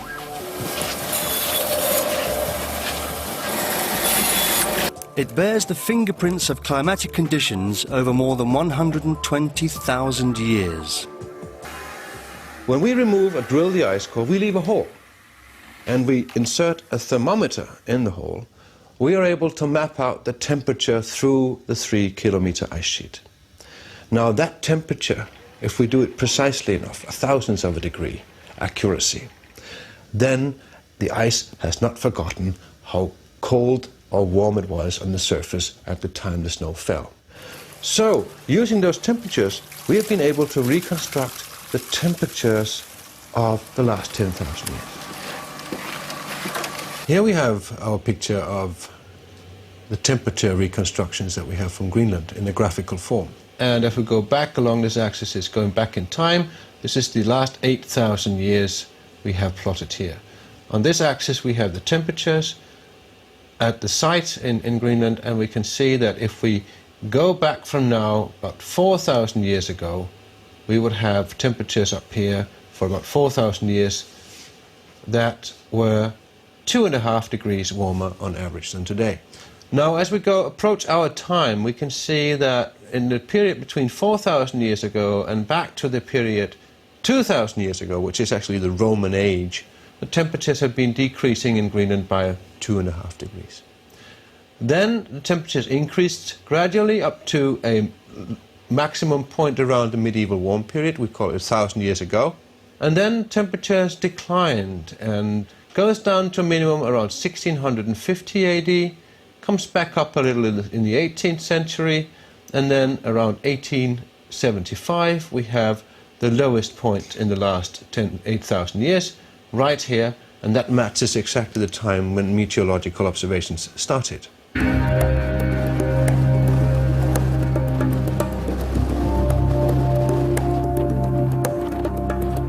Other core samples from elsewhere in Greenland confirm that the Little Ice Age ended about 140 years ago, at the coldest point in the last 10,000 years. The natural, pronounced alteration of warm and cold periods back in time has also been confirmed elsewhere in the Northern Hemisphere. Carbon-14 dating of organic matter from peat bogs and tree rings confirms the pattern. So do data from stalactite caves in China and measurements from North Africa. The problem is that and I agree completely that we have had a global temperature increase in the 20th century. Yes, but an increase from what? Probably an increase from the lowest point we've had for the last 10,000 years. And this means that it will be very hard indeed to prove whether the increase of temperature in the 20th century was man-made or it's a natural variation. That will be very hard because we made ourselves an extremely poor experiment. We started to observe meteorology at the coldest spot in the last 10,000 years. Oh, there you go.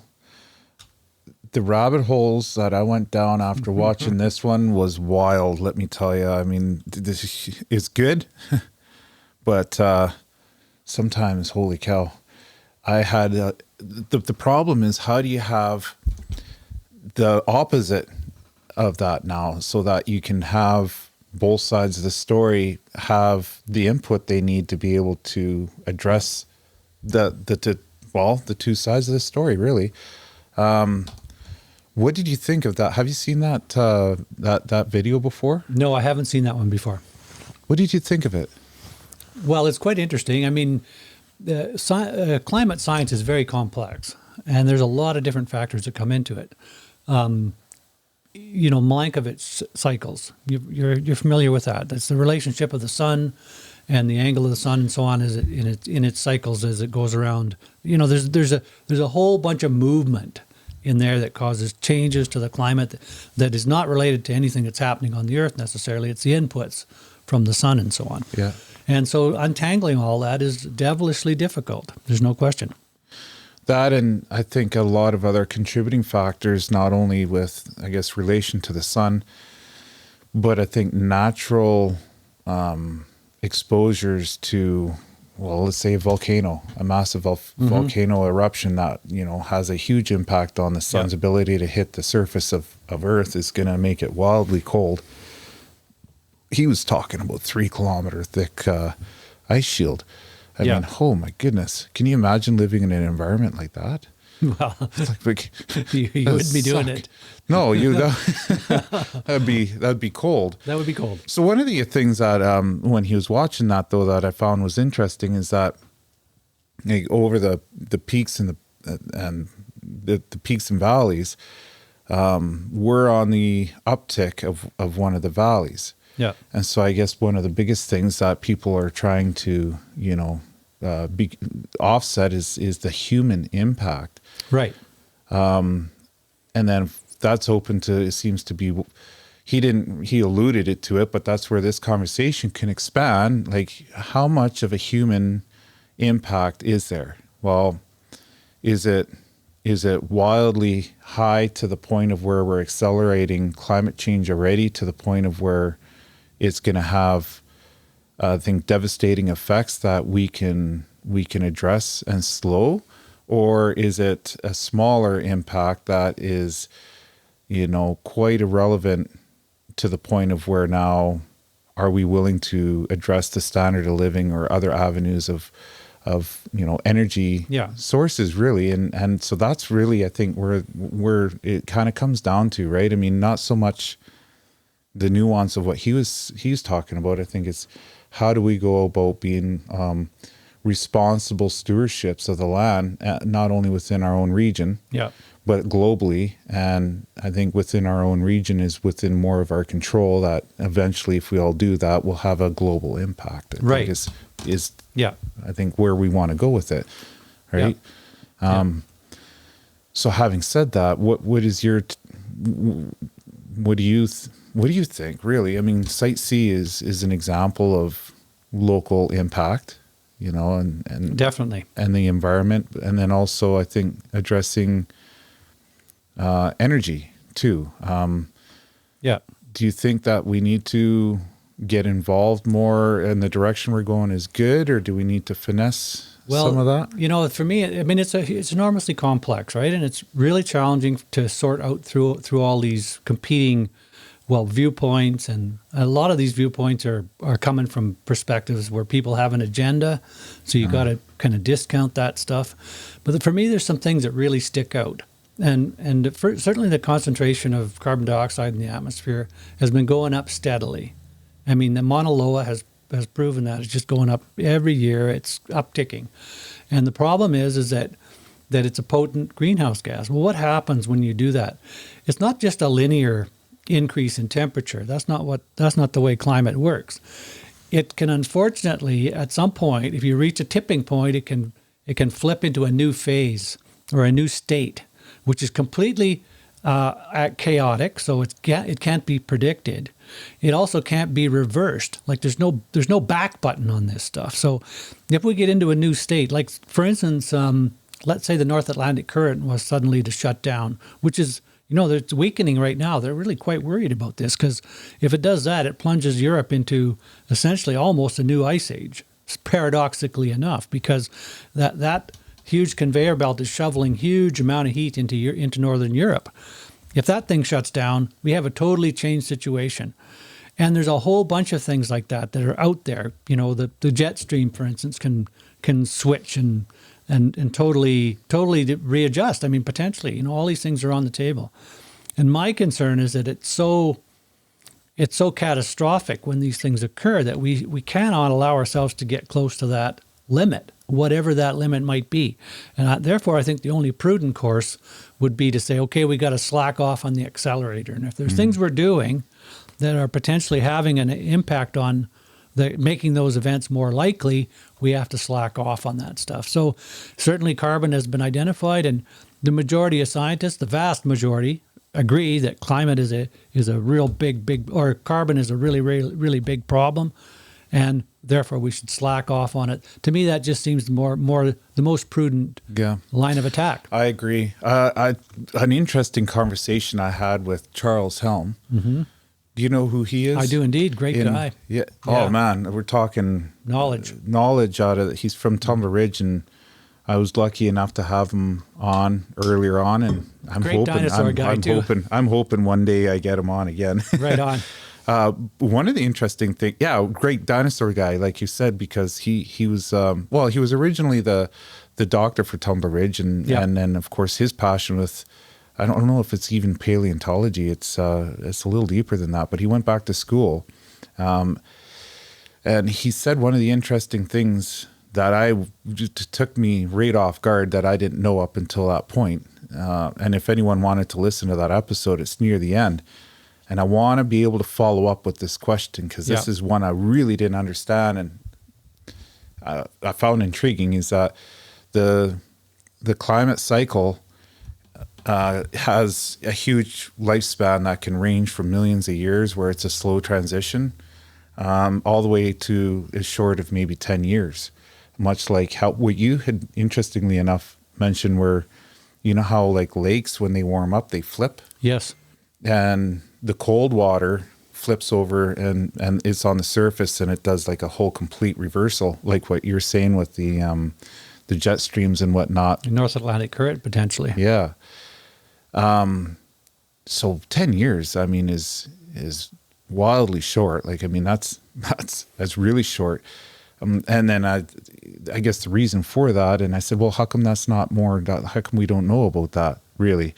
I mean, you would think that would be kind of an alarming thing to have happen within such a short period of time. That's probably why we don't know about it, frankly. It's because it's, you know, those kinds of time frames are just, people don't like to talk about that because it seems too fantastic. Well, I think some of it was, we kind of see the remnants of it.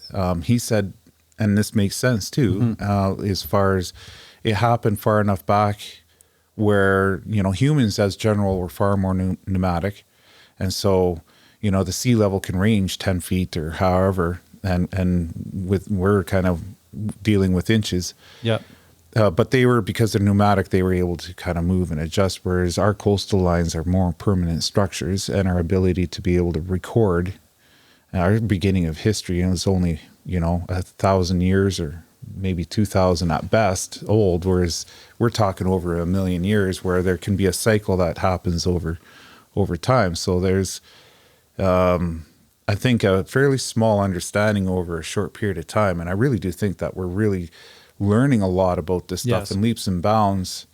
And we need to kind of start to process some of that information, really. I mean, what does all this mean? And that's why I thought that video was interesting, because it was the scientist that was almost real time, and luckily enough, documenting what he was finding. And that's the interesting part about it, is that we're now actually able to understand, and like what we touched on earlier when you're dealing with conservation, is leave it open-ended enough to be able to kind of address nuance in that. As we learn more, what do we do with that? Do we just stay the course and, this is where we got to go? Or do we kind of adapt and grow and evolve from things that we learn from? And incorporate new information and new findings. We have to be able to do that. Exactly. Yeah. Yeah. Interesting. Climate change. Indeed. You want to see one more video? Sure. I like this videos. Is movie hour. I like videos.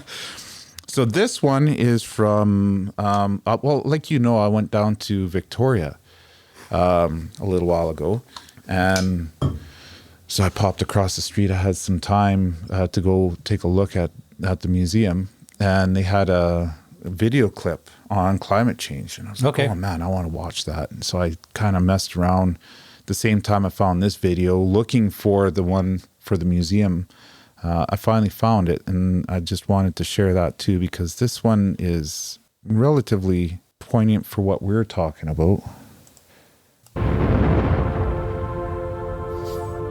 Spinning at a fortunate distance from a middle-aged star, our planet Earth carries on a delicate balancing act.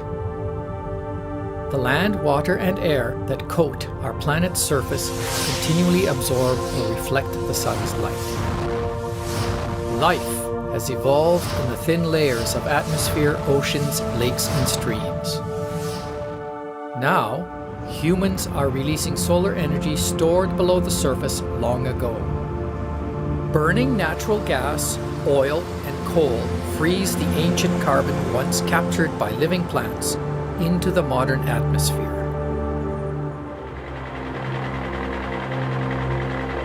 This carbon dioxide and other gases absorb solar energy before it can return to space, shifting the global energy balance. The temperature has begun to rise, changing the Earth's climate. Here in British Columbia, climate rules. It shapes our land, our lives, and our choices. The rainy and mild West Coast climate nurtures verdant rainforests. Cold, dry, whistling mountain winds force alpine plants to creep along the ground or huddle into cushions. Long, snowy northern winters favor animals with thick, warm coats of fur. The hot, sun-drenched Okanagan landscape supports outstanding vineyards, while the cold, snowy heights thrill skiers and snowboarders. Throughout British Columbia, summer and winter temperatures have risen notably since 1950, as much as 3.5 degrees Celsius in several interior communities. There are signs that these climatic changes are beginning to transform our landscape. The glaciers are melting.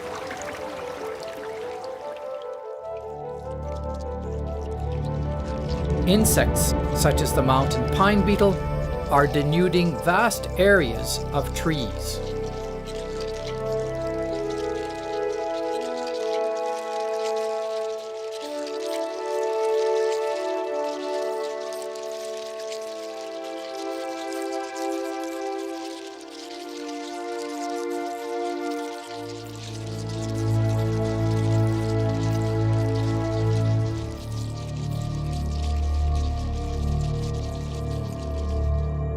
The cherished western red cedars are showing signs of stress caused by warm temperatures and strengthening summer drought.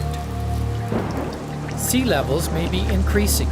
The combined effect of a rising ocean and local rising or sinking of land varies, but over the past 100 years, sea level has risen 12 centimeters in Prince Rupert and 4 centimeters near Vancouver. Over the coming century, the swelling of the warming ocean and water from melting polar ice caps is expected to increase sea levels by 0.5 meter or more around Vancouver. Climates have changed before, and not always slowly. Sometimes it can take 1 million years, or sometimes only a decade.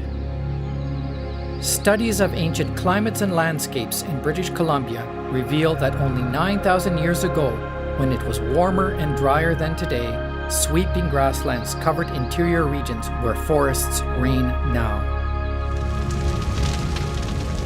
Fires burned widely.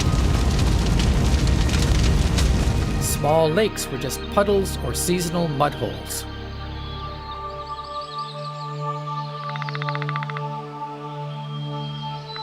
Forests extended into mountain heights where alpine meadows rule today. Ancient tree rings and lake sediments show that these climatic adjustments may occur rapidly over just a few decades or even years, resulting in striking changes for lake and forest ecosystems. Using global climate models, we can investigate what our future may be like in only a generation or two. Scorching hot summers could be the norm for the interior, and winters without frost or snow on the south coast. Drying summers will favor drought-resistant trees like Gary oak and eliminate some forests from lowland dry regions in the south. Forests will claim the high alpine slopes as the snowline ascends and glaciers melt. Intense storms and long droughts may speed some of these changes. Rising sea levels could slowly alter the shoreline and remake the map of coastal BC. The decisions we make as we go about our daily lives will affect just how different the future will be.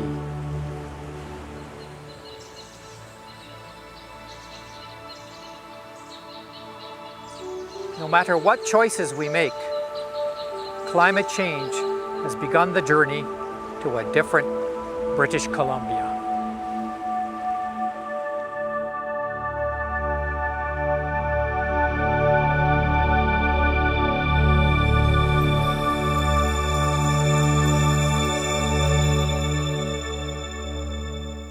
Well, there you go. Boom, boom, boom. Curtain falls. Yeah, it's pretty apocalyptic. No doubt. Oh, I thought that was it. That was from the museum. That's kind of interesting, that one. No doubt. They said it. So there, I was looking at you because I was like, oh man, they just mentioned it there again about the decade. Yeah. Well, this is an example of a phase change. So in other words, in chaotic systems, it can flip into a new state. Like climate is a chaotic system. And by that, it means it's so complex that it's inherently unpredictable because of the number of options that it has.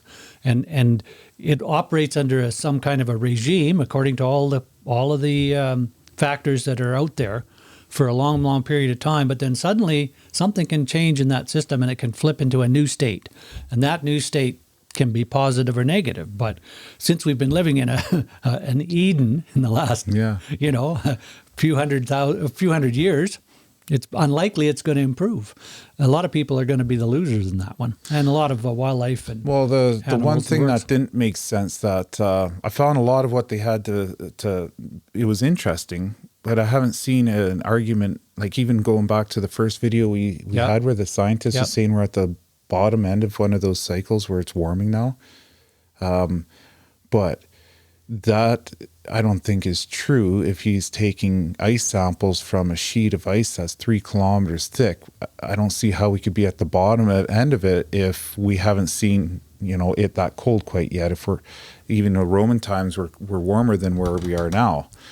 And even with this video, it didn't really show it getting even colder, right? So we're worried about it being warmer, and we're at the bottom end of where it has been as far as temperature. We should be able to cope with that. Well, the problem is it's not just a linear increase. At times, it can, as I said, it can flip into a new state, a new phase, and that's very scary.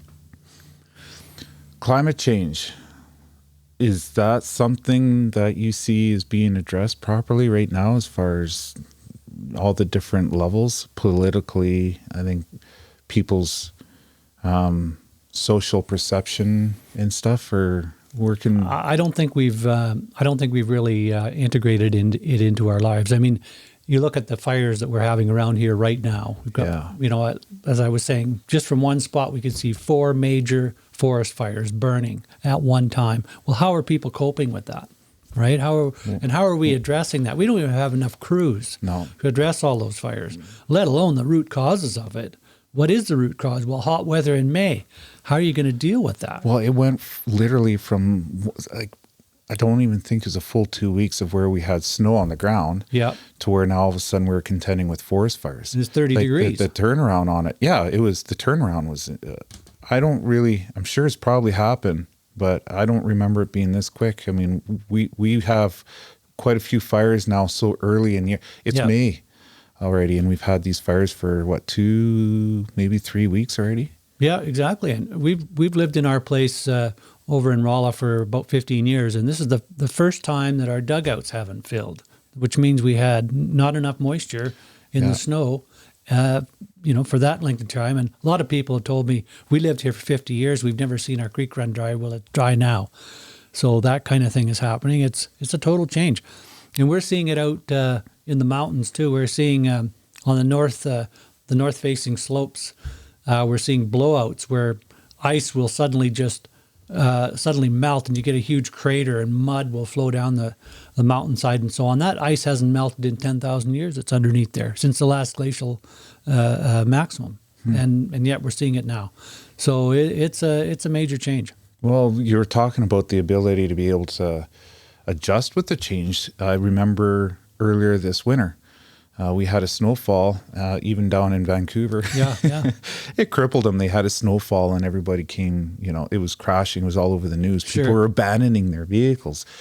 And we were kind of laughing at that a little bit because, we deal with that quite often. But I think the takeaway and the more important one with that is that it happened in a way that they just it's not what they're used to. Yeah. It happened because now that whole climate and weather system has moved further south and resulted in a snow dump that completely disrupted how everything kind of operates. They didn't have the equipment. People didn't just have any clue how to deal with it when it came to driving. Well, these events are out of the ordinary. They're completely unprecedented in lots. Our heat dome that we had last couple of years ago, our heat dome, what we were seeing out there is that all the rivers with glaciers were running up to the tops of their banks, with gray water just sluicing down, all coming from glaciers, of course. And then those rivers that didn't have glaciers were running low and clear. And it was just absolutely striking to see that. And what is that glacial water? Well, that's water in the bank for the future, right? Because we're going to need that to supply our aquifers and, all of our streams and so on. All of our rivers are all fed by these things. And that's going to diminish. And that's going to mean a whole scale change in where we get our water from and how we get it. Wait a minute, but so it's good. I didn't quite follow that. If the glacier is melting, that's supplying fresh water, though. Yeah, at that time. So you get this huge sluice of water that rushes down and it's gone to the ocean. But what normally would happen, it would melt much slower. It would melt at a sustained rate that would feed that river over the course of the entire summer. It would keep it up nice and high. Trout could live in it. It's cold water. People can drink it. Well, now what happens is it all of a sudden gets to the point where there's no glaciers. Your water warms up. You don't have the volume. You lose your ability to water cities and so on. It's a total change. Like Calgary, Saskatoon, those cities are going to have to face that problem in the future. The Bow River is one of those. Many cities along the eastern slopes. So is that due to because of the cycle where you have evaporation in the ocean and then it redeposits further up in higher elevations, and that creates the runoff in the creeks and the streams that we're using right now versus the ice shields melting and that being the different form of fresh water? That's right. You can imagine the glaciers as a big battery or a big storage unit that's keeping all that water and releasing it slowly over the course of the summer to keep those rivers high and keep them cold. And when they're gone, that doesn't happen. Then you get things like rivers running dry, and you get hot water that is not the fish can't survive in, and so on. It's a major change. Yeah. You have a very impressive mammoth tusk at your place. And one of the things I learned with those is that those animals, and this is back at the museum, seems like when I get intrigued about something, I seem to learn everything all in one shot. It's weird. Ooh, something shiny. Let's go figure it out. Yeah. But the woolly mammoth, what I didn't realize is it was an absolutely massive mammal. They were huge. And it would use the tusk to be able to sift through the snow and eat some of the vegetation, and it was primarily at the face of a glacier. because that's where most of the vegetation was, and anything below that altitude was forest. And a woolly mammoth just wasn't able to survive, especially in those environments. The amount of vegetation it would need. Yeah, they were a grassland animal. So do we know, I don't fully understand, where did they go extinct? Like, what was the cause of that? Well, that's a hotly debated question. Is it? How come everything has to be so crazy? well, we don't know. I mean, we just don't know. Yeah. Certainly, climate change is a big factor, probably. You know, we got less grasslands because the weather has warmed up, and potentially the grasslands turned to forests, which aren't good for mammoths. That's part of it. The other potential is human influence. There's a big pattern across the globe. When humans colonize a new area, lots of species go extinct. Yeah. Now, is there a causal relationship there? Very difficult to prove that, right? We don't know. One thing that's interesting is that when the mammoths, migrated here from Asia, they were originally Asian animals, and then they came over the land bridge, probably, and that could have been, hundreds of thousands of years ago. Why wouldn't humans have come with them? We have a very short timeline for human activity in North America. It's, the Clovis first idea is, 13,000 years is kind of maxed. But they're finding a lot of sites now, or several sites, that indicate that, hey, humans were here a lot before that. And there's one site down near San Diego, they were making an entryway for a freeway and found a mammoth. They excavated it.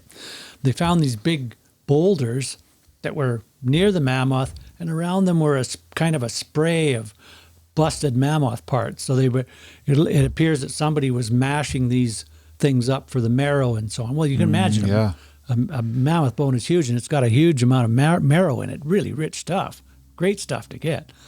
But that was 130,000 years ago, as that thing has been dated to. Totally blowing the humans in in North America apart. Is it 130,000? 130,000. 130,000. Mm-hmm. And the Egyptians are what, 2,200 years? Kind of on that order. Not even 3,000 years ago. Yeah. Whew. Way before. Wow. Yeah. So is it valid? Well, there's a lot of, again, a debate in the literature, and people's ideas are entrenched. How long have First Nations been in North America? We don't know. Well, I don't think they were here since the beginning of time. I mean, not to be disrespectful, but I mean, there's a lot of things. The continents have shifted and moved. It's just at what point in time did they come and be a part of the continent? Yeah, that's. I would not be surprised to see it over 100,000 years. 100,000, Man. Yeah, that is just unbelievable to try and actually comprehend, because in my head everything's 2,000 years old. The Egyptians, right? Romans. Sure, absolutely. And that correlates with not to touch on another hot subject, but I guess if you're talking about religion, in the Bible, because a lot of the stories, and I don't want to say the foundation, but I think a lot of the origins come from the 2,000-3,000 year timeline. Yeah. And I've always wondered one thing, and this would be probably a topic that can be brought up with another person, but we know there's dinosaurs.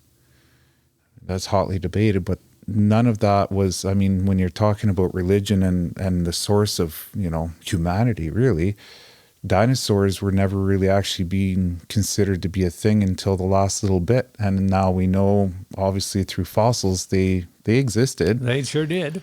Yeah, so I don't think you can argue that point. I think it'd be interesting to try and figure out all that a little bit too, because if you're talking 130,000 years, I mean. Yeah, and that's recent history compared to the dinosaurs. Dinosaurs are 64 million. Million years. Yeah. And yet when I go out in this area particularly and walk the sediments, I often find dinosaur tracks. In this area. Yeah. So the way to be able to figure out the date is through carbon dating. It depends on your time frame. Carbon-14 dating works up to about 14,000 years, and then at that rate, well, if you want to go into a little bit of detail, the carbon-14 decays at a known rate, and half of it it has a half-life, like anything like gamma ray. Anything has a half-life, yeah. in which half of it will decay in a certain amount of time. And I think, what is the half-life of carbon? I think it's like 7,000 years or something. I could be wrong about that, but it's relatively short. And so let's say it's 7,000 years, and you can check that for me. It might not be. In that length of time, half of it will be decayed to carbon 12, or is it the other way around? At any rate, the half of it will be changed in another period of another half will be gone, another half. By the time you get down to 14,000 years or so to the left, you can't measure it. So they have to go to other kinds of measuring mechanisms. So they use potassium, thorium, and they use uranium-238, and there's a bunch of different dating strategies that depend on different elements and how they decay. You're pretty close with the half-life. It says here, carbon dating is based upon a decay of 14C, a radioactive isotope of carbon with a relatively long half-life of 5,700 years. No, I'm not too far off. No, you're pretty close. That was a guess, you said, yeah. Oh, that's kind of interesting. So radiation is actually one of the tools used to be able to do the carbon dating itself. Yep. Well, that makes sense because going back to oil and gas industry, we use gamma rays to be able to produce logs, which is much like a fingerprint when it comes to knowing where you are in the wellbore. And there is obviously that deteriorates over a period of time, but gamma rays in the atmosphere bounce around freely, but they're captured and held in place when they're in the ground. And so the different gamma ray signatures, density and I don't know what all it kind of picks up on as far as the signatures of it all, but they're definitely there and easy to be able to recognize, and you can log a wellbore and be able to tell exactly where you are in the wellbore and where the formations are and whatnot through gamma ray logs. Right. So that would be, I think, probably a sister technology to being able to do some of the carbon dating. So the carbon dating only works up to 14,000 years, but a lot of these other dating systems will work to much longer time frames, depending on how fast or how long their half-life is, basically.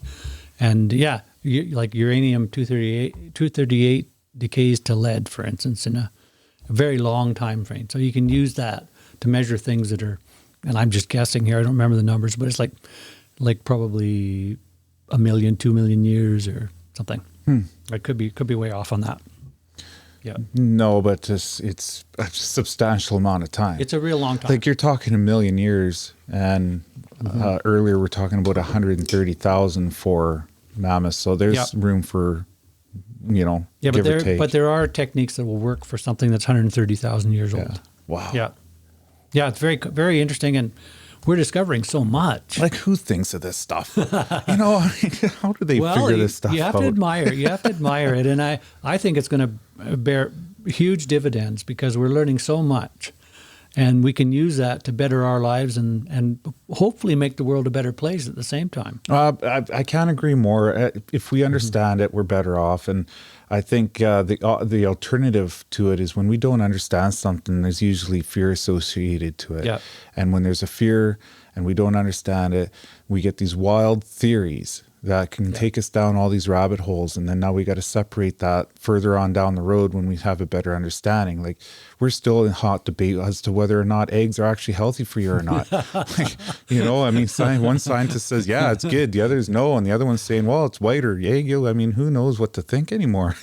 Well, there's some of those. Yeah, for sure. There's a lot of debate on those kinds of questions. Yeah. Yeah. That is pretty interesting. So I had one more video, which I showed you we can touch on that had to do with climate change. Okay. Yeah, absolutely. All this climate change. When I get someone that's willing to talk about climate change, I'll latch on. Well, let's talk. I have to put a disclaimer. I mean, I'm not a climate change expert by any means. I'm just interested in the subject. But neither am I. Mm-hmm. And I think the fact that's to be honest with you, on a personal level, where I get a little bit frustrated is that because everybody isn't an expert, they don't want to talk about it. But then if you do look to certain experts, then people discredit it and devalue it because of, you know, a biased approach. And so you're left with no discussion period. Yeah. It starts with you and me. That's true. You know, having this discussion. And like I said earlier, I'll be the first to admit I'm wildly wrong.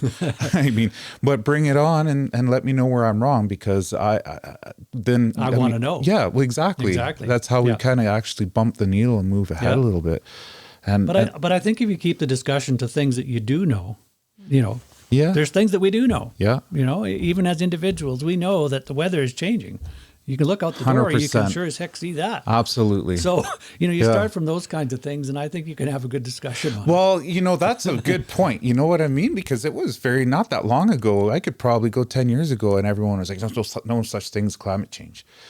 Well, now I think the next step is it's pretty much right across the board where everybody is Holy the understanding. Crap, it's different. Yeah, guess what? It's different. Yeah. We all have stories of what it used to be like, you know, 20 or 30 years ago when we were... No question. When's the last time we got 3 weeks of minus 40 weather? Well, man, when I was a kid, get it. Yeah, we used to get that. Definitely in this region, we used to. One of the stories that I remember as a kid, and I've told this before, but I think it's pretty interesting, is in this region. My grandparents grew up, and it was always a ton of snow. Always usually really cold, you know. And he was the guy that had the old Ford 2-wheel drive with chains on the back and a parachute, you know, and a Herman Nelson. Sure. And he'd fire up the Herman Nelson, heat up the truck, and away he went to work.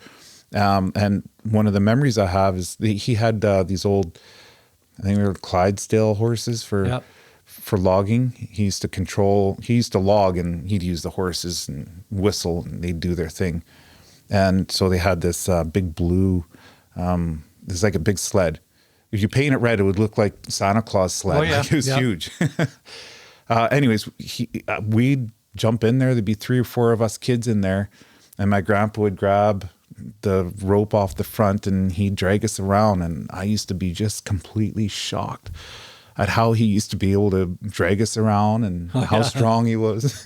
That's cool. And that was, you know, when snow was like really deep, it was frigidly cold. We used to have to sleep with our socks on because you'd get up in the morning and you didn't want to freeze your feet off when they hit the floor. Yeah, for sure. You know, you don't deal with that now so much anymore. At all. Like, it's a completely different world. So here we go. This is the next video on the clip. Is to turn on its head the idea that carbon dioxide is a pollutant and somehow dangerous, when in fact it is the most important nutrient for all life on Earth, and without it this would be a dead planet. So I say not only is carbon dioxide good, it is essential, and it's a good thing that we are putting some more carbon dioxide in the atmosphere because it was running low before we came along. CO2, we know its benefits for plants, but it is a known greenhouse gas, and we're pumping too much of it in, leading to global warming. Well, actually, it may be a known greenhouse gas, but it's not known how strong it is in terms of changing the Earth's temperature. And so far in this century, there has been 0 warming from a statistically significant basis, and the UK Met Office says so, yet 1/3 of all human CO2 emissions have been put into the atmosphere in the last 18 years. So it doesn't look like a lockstep causal relationship between increasing CO2 and warming of the Earth. Are you seriously suggesting we should be pumping more stuff in, polluting the Earth more, building more coal-fired power stations just so we can make sure that the CO2 levels are good? No, I'm not, because we're putting plenty of CO2 into the atmosphere. We don't need to do it this quickly, but if we bring it up to a higher level than it is today, we will get immediately an increase in the growth of crops and trees, which is not a bad thing. In the long run, though, it doesn't matter if we bring it down quite a bit. And so that's why I'm supportive of nuclear energy and of natural gas. This tendency to go in the rich countries to wind and solar is a giant waste of money. Those wind farms will rust in place, and there is no fun to decommission them when they either wear out or we decide how ridiculous it is to spend so much money for so little electricity that isn't even reliable. What are you saying about energy policy now to the ideas of decarbonisation to cut? Is everyone wrong? Yes, they're wrong if they are actually basing their energy policy on decarbonization. They're not wrong to base their energy policy on cost effectiveness, on pollution control, which is why moving from coal to gas makes sense if you have it. But India has coal, and India has 300 million people with no electricity. What do we expect them to do?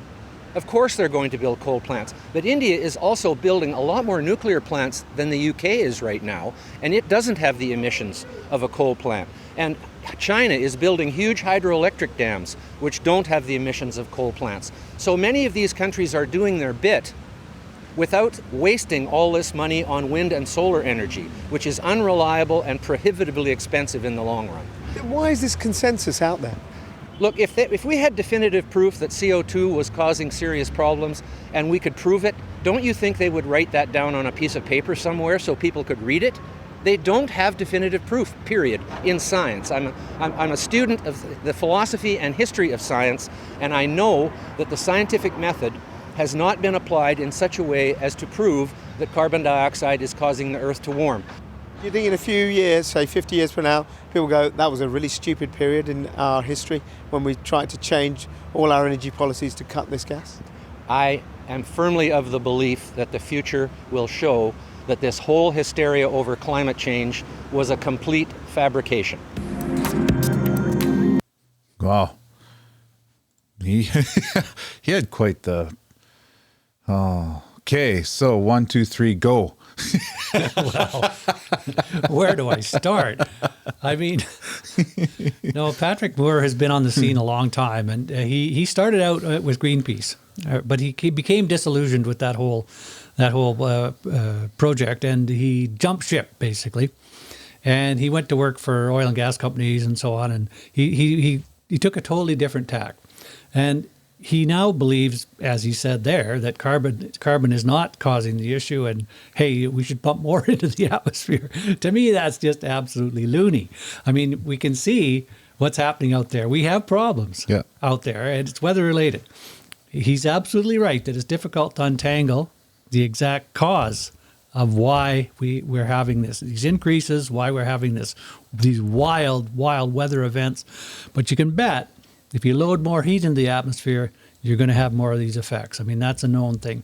And we know that carbon dioxide is a greenhouse gas. In other words, it forms like a blanket over the earth, and it does reflect heat back into the earth. It's part of the problem. It's not the whole problem, but it's a big part of the problem. And the scientific consensus is really strong on that. So for him to buck that and to go ahead, he tends to be what's the right word? Not a confrontationalist. He's someone who takes the opposite view of a lot of things that are going on, and has for basically forever. And I just don't think that holds water for me. I see the issues that are out there on the ground, and I make the connection. We have issues, and the carbon dioxide concentration is going up to a point where it's higher than it has been in hundreds of thousands of years, and it's anthropogenic. We know that. And it's a greenhouse gas. There's other greenhouse gases that are causing equally big issues, but no, I think Patrick's on the wrong side of history on this one. Why you said he likes to be the opposite and the pushback? Yeah, he's a why? Why? That's his nature. Oh, is it? Oh yeah, he likes to fight the establishment, and remember that's what Greenpeace was at the beginning, is fighting the establishment. We're all out here, Don Quixoteing around knocking the windmills. Yeah, and that's what he liked to do, and fair enough. That's valid. I'm a little bit like that myself. So we have common, a lot of commonalities. I think a lot of us do, and I've kind of explained it. I'm somewhat myself, and I think it's because you like to have a better understanding. And sometimes you have more control when you're the fish swimming upstream, because you have the ability to be able to have a better sense of direction and speed you're going in versus just sitting in an inner tube, floating down, kind of going willy-nilly. I mean, you just kind of... taking what they tell you as the truth. So I think the problem is, how do you push back in a way where the end result is, got a positive outcome? And that's what the intentions in that are, or pushing back just to create a bunch of nonsense and add to the problem. I mean, sometimes that's hard to distinguish, and I mean, even for myself, I'll challenge things that, you know, maybe I should just keep my mouth shut on. but I mean, at the end of the day, I mean, as long as, you know, there is pushback and you know, you're trying to figure out things a little better. And we need those opposing points of view, because, you know, we got to check. You know, is he right? Is this exactly the way things are going, or are we being sold a bill of goods?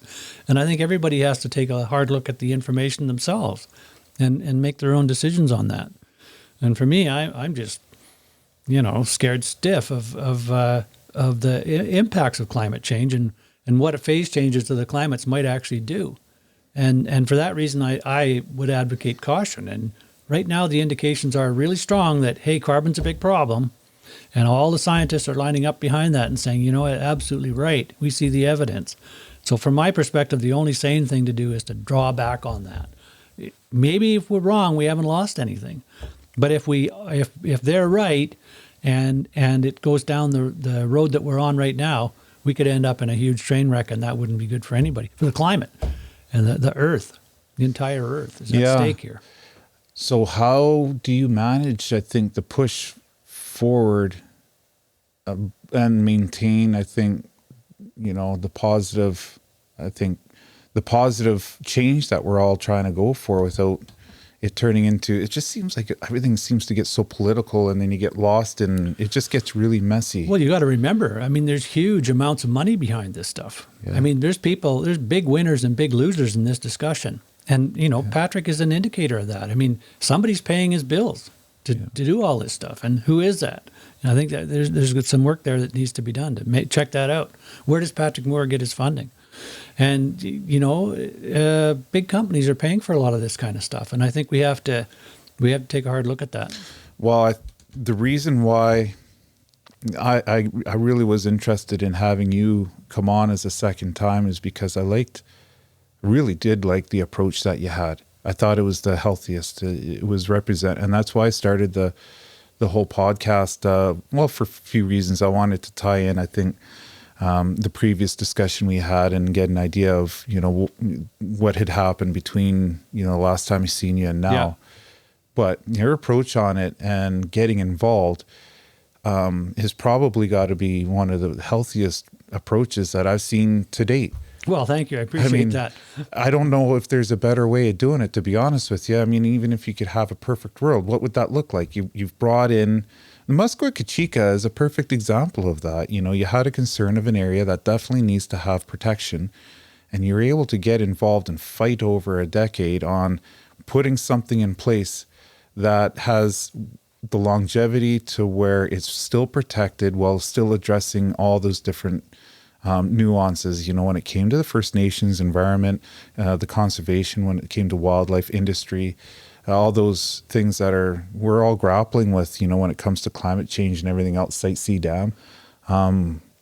I think you would probably be the one I would want to look to when it came to how do we go about tackling this. Well, thank you. I appreciate that. Yeah. Well, it's I think more than a compliment. I think it's something that people, you know, should, I hope, you know, pause long enough to say, okay, we all kind of have strong, you know, opinions about things. I'm sure people are really having strong opinion about this whole podcast up till now.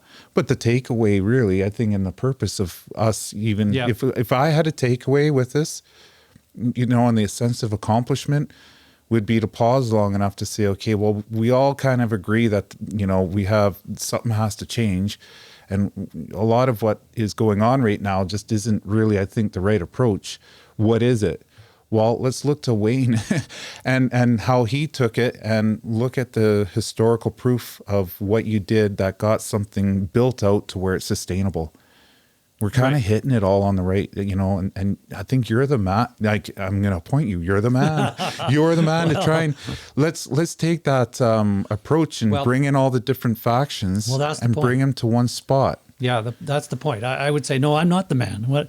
The man is the group, the people, the folks who are involved in the issue, and they're the ones that should be making those kinds of decisions or That's what the LRMPs were, the land resource management plans, where everybody got together and developed something that was better than any one of us could have done independently, right? And right now, in this media-driven world, that's the complete opposite of the way things are going. We have polarization, which is just rampant. Yeah. And that is absolutely not positive. It's divisive. It tears people down. It tears the land apart. It tears societies apart. That's not the way to do it. We have to remember we're all in the same boat, and it's not a very big boat. We're all in it, and we all have to figure out, okay, which way are we going to paddle this thing to make it best for everybody? And we all have to discuss that and get on with the business. And polarization to me is just the wrong approach. Yeah, no, I couldn't agree more. Mm-hmm. And I'll push back. You are the man when it comes time to doing something like that. No one else has had those achievements that I'm aware of.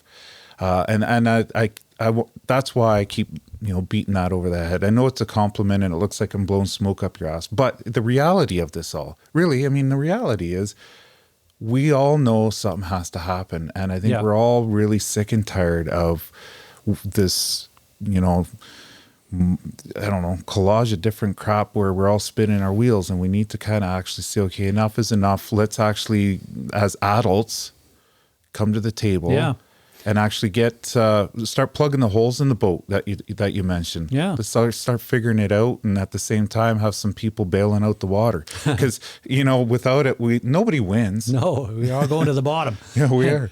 And for me, the fundamental point is that we need to develop an ethic of respect for the land. Certainly, the land sustains us, right? It's part of us. We are part of the land. All of us are part of the land.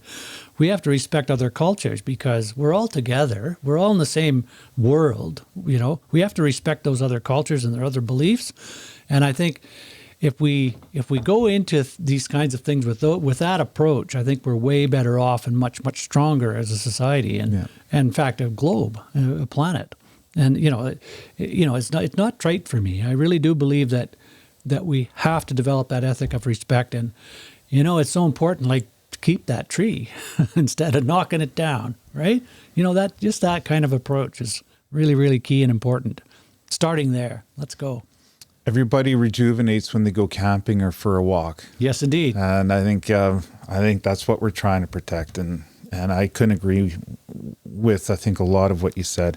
One other thing I thought would be kind of neat to touch base on is that you do a lot of these, what are they, tours? They're not tours. They're like, explain what you have these rides. You can have people come and you've got pack horses and you can really share the experience of the outdoors and what that entails.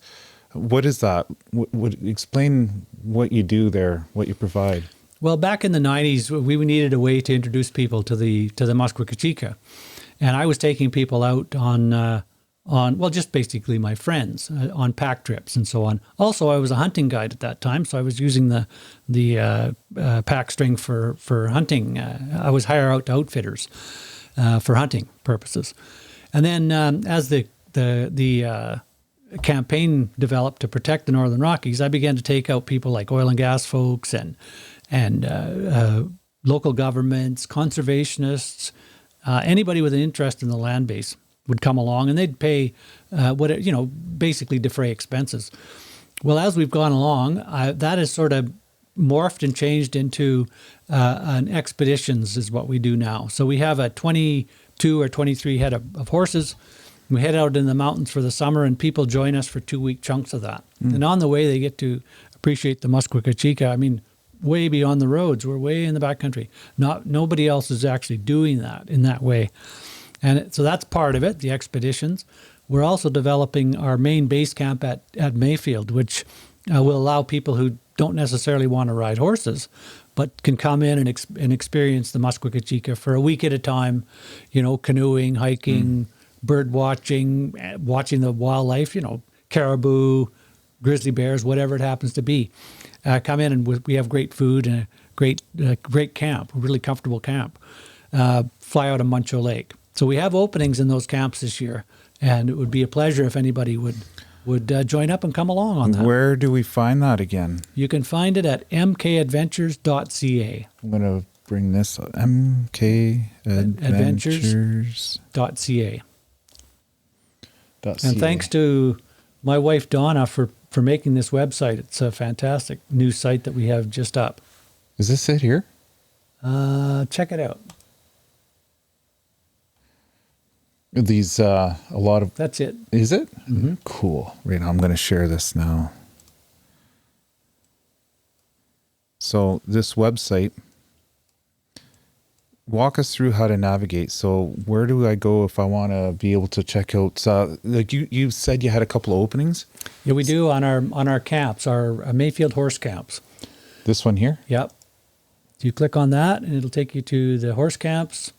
So that first picture there is taken out of basically taking out of the main base camp. Okay. And then it explains what we do with these camps. And it looks like right here, 8-day camp, $2,500 pretty much. Yep. Per person. Mm-hmm. So does this include a flight? It does. Okay. Yep. Takes 2 flights. Got to get in and out, of course.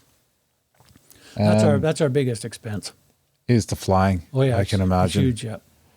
How do you fly this? So just float planes, like four passenger? They're bigger planes. They take 8 people. Oh. Yeah, out of Muncher Lake. Yeah. And this is where you can sign up for something like this. Oh, there's a picture of the plane. There it goes. So one thing about this is there's a lot of listeners. I'd say 90% of my listeners, if not more, are listening to this audio. So I want to mkadventures.ca. And then some of the videos that we were watching earlier, they're just kind of listening to the audio. So I hope that, we're able to capture some of this. But where would a guy go on this website then? Because I don't see where you say Mayfield Horse Camp gear list. Oh, no, general information. Do we click on that for people to you can do that. Sign up? Yeah, if you go up to the top, I think you'll get to the registration form. So sign up for far right hand corner. There you go. That's the registration form, and it'll give you all the info on you pick your trip. And you've got a questionnaire here for experience you're looking at. So is there a requirement for like physical endurance or abilities? For the expeditions, you have to be fit. I mean, these are backcountry, way beyond the roads expeditions. So you've got to be able to get on and off your horse multiple times. You've got to be able to walk up hills and down hills. Basically, you have to be fit. For the camps, not so much. You have to be able to get in and out of a float plane. There's stairs on the plane. You gotta be able to walk up hills, rough ground. But it's basically, after that, it's up to you. You can ride horses or canoes or hike or whatever you like. We also have some really great folks who are going to help us this year. John Valiant is an amazing writer who's going to be putting out a new book at the end of the month here, actually just in a couple of weeks, on fire. That's what it's called, is on fire? It's fire weather. It's called Fire weather? Fire weather, yeah. It's going to be very interesting, and he's one of our headliners. And then Bryony Penn, Penn, Bryony Penn, who's a journalist, journaling. She does journaling, and she's an environmentalist and a writer. Very interesting person. She's going to spend time with the group at Mayfield, helping them with their journaling, and also a lot of nature subjects. She's immersed in nature. It's going to be a lot of fun. If someone was to come out on this, I noticed you had a list of requirements, like a gear list. Yep. Is that if people had questions? Because I'm sure people overpack. A lot of people substantially. Is there like a list that they can reference, and then if they want to bring something, know if it's provided or if it's even really needed? Or exactly, that information's all on the site there. Okay. And if you have any questions, then just get a hold of us. We're available through email or PM or whatever. And that's that email and whatnot is provided in your website here. That's right. Okay. Yeah. Man, that's pretty cool. This is something I've been wanting to do for a little while. Right on. Yeah, it's on the bucket list, so you're going to see me out there one day. Good plan. Good plan. Along with a few other things to do. So anything else? I'm looking at the time here, and I mean, we can keep going on, but we're well over the 2 hour Yeah, no, mark. I think we've covered a lot of subjects, and we did it well. And I think we've done what we should at this point, Kevin, in my opinion. Awesome. Yeah. Awesome. Right on. Well, I'm glad you came out and you're willing to do this again, and I hope we'll have a third round. Sure. In whenever that might end up being. And if anyone is looking at trying to get a hold of you for questions, concerns, this website is the best way. You set a PM through Facebook. Through Facebook, yeah. Wayne Sawchuck on Facebook. You'll find me there. Wayne Sawchuck on Facebook. Okay. So anyone who's listening to this that wants to reach out, obviously, I'll put these in the show notes. Okay. And then in one last thing, you've got the 2 books that we started out with. Where's the best place to purchase those books? Is that through Amazon? Not Amazon, but any independent bookseller in the province. So like Monroe's Books or Books and Company in Prince George, or any of the independent bookstores. Awesome. Yeah. And what are they? They're about $30-$40 a book or so? The small Crossing the Divide, I think, is $24.95. And the Musqueca Chica book, that is, I think, out of print at this point. Is it? I only have copies. I have some copies, but I don't think it's being sold by any booksellers that I'm aware of. But I know it's available through like the museum in Fort St. John, museum in Fort Nelson, for instance. They're selling those books. But get a hold of me and I can get you copies. Oh, there you go. Actually, that's a good idea. It's probably the best way to go about it. Yeah.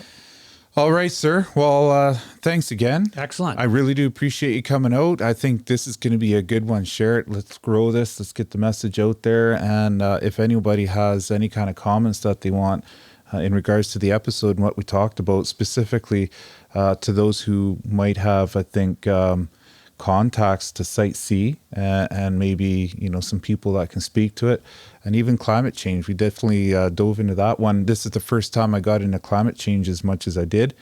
Get them to reach out to me. And I think if we can make something happen, even bring you in on something like that again, or just talk to an expert, I think that'd be a really good thing to do. That's fantastic. And I'd appreciate knowing if anybody, disagrees with any of the points I would make or clarification. I would really appreciate that. Awesome. I want to learn and know, where did I go wrong? And that kind of thing. Yeah. Very important. Keep it respectful. Those DMs and those comments, they don't need to get right nasty. Anyway. All right. Thank you very much, Kevin. Thank you, sir. Much appreciated. Take care. Talk to you next time.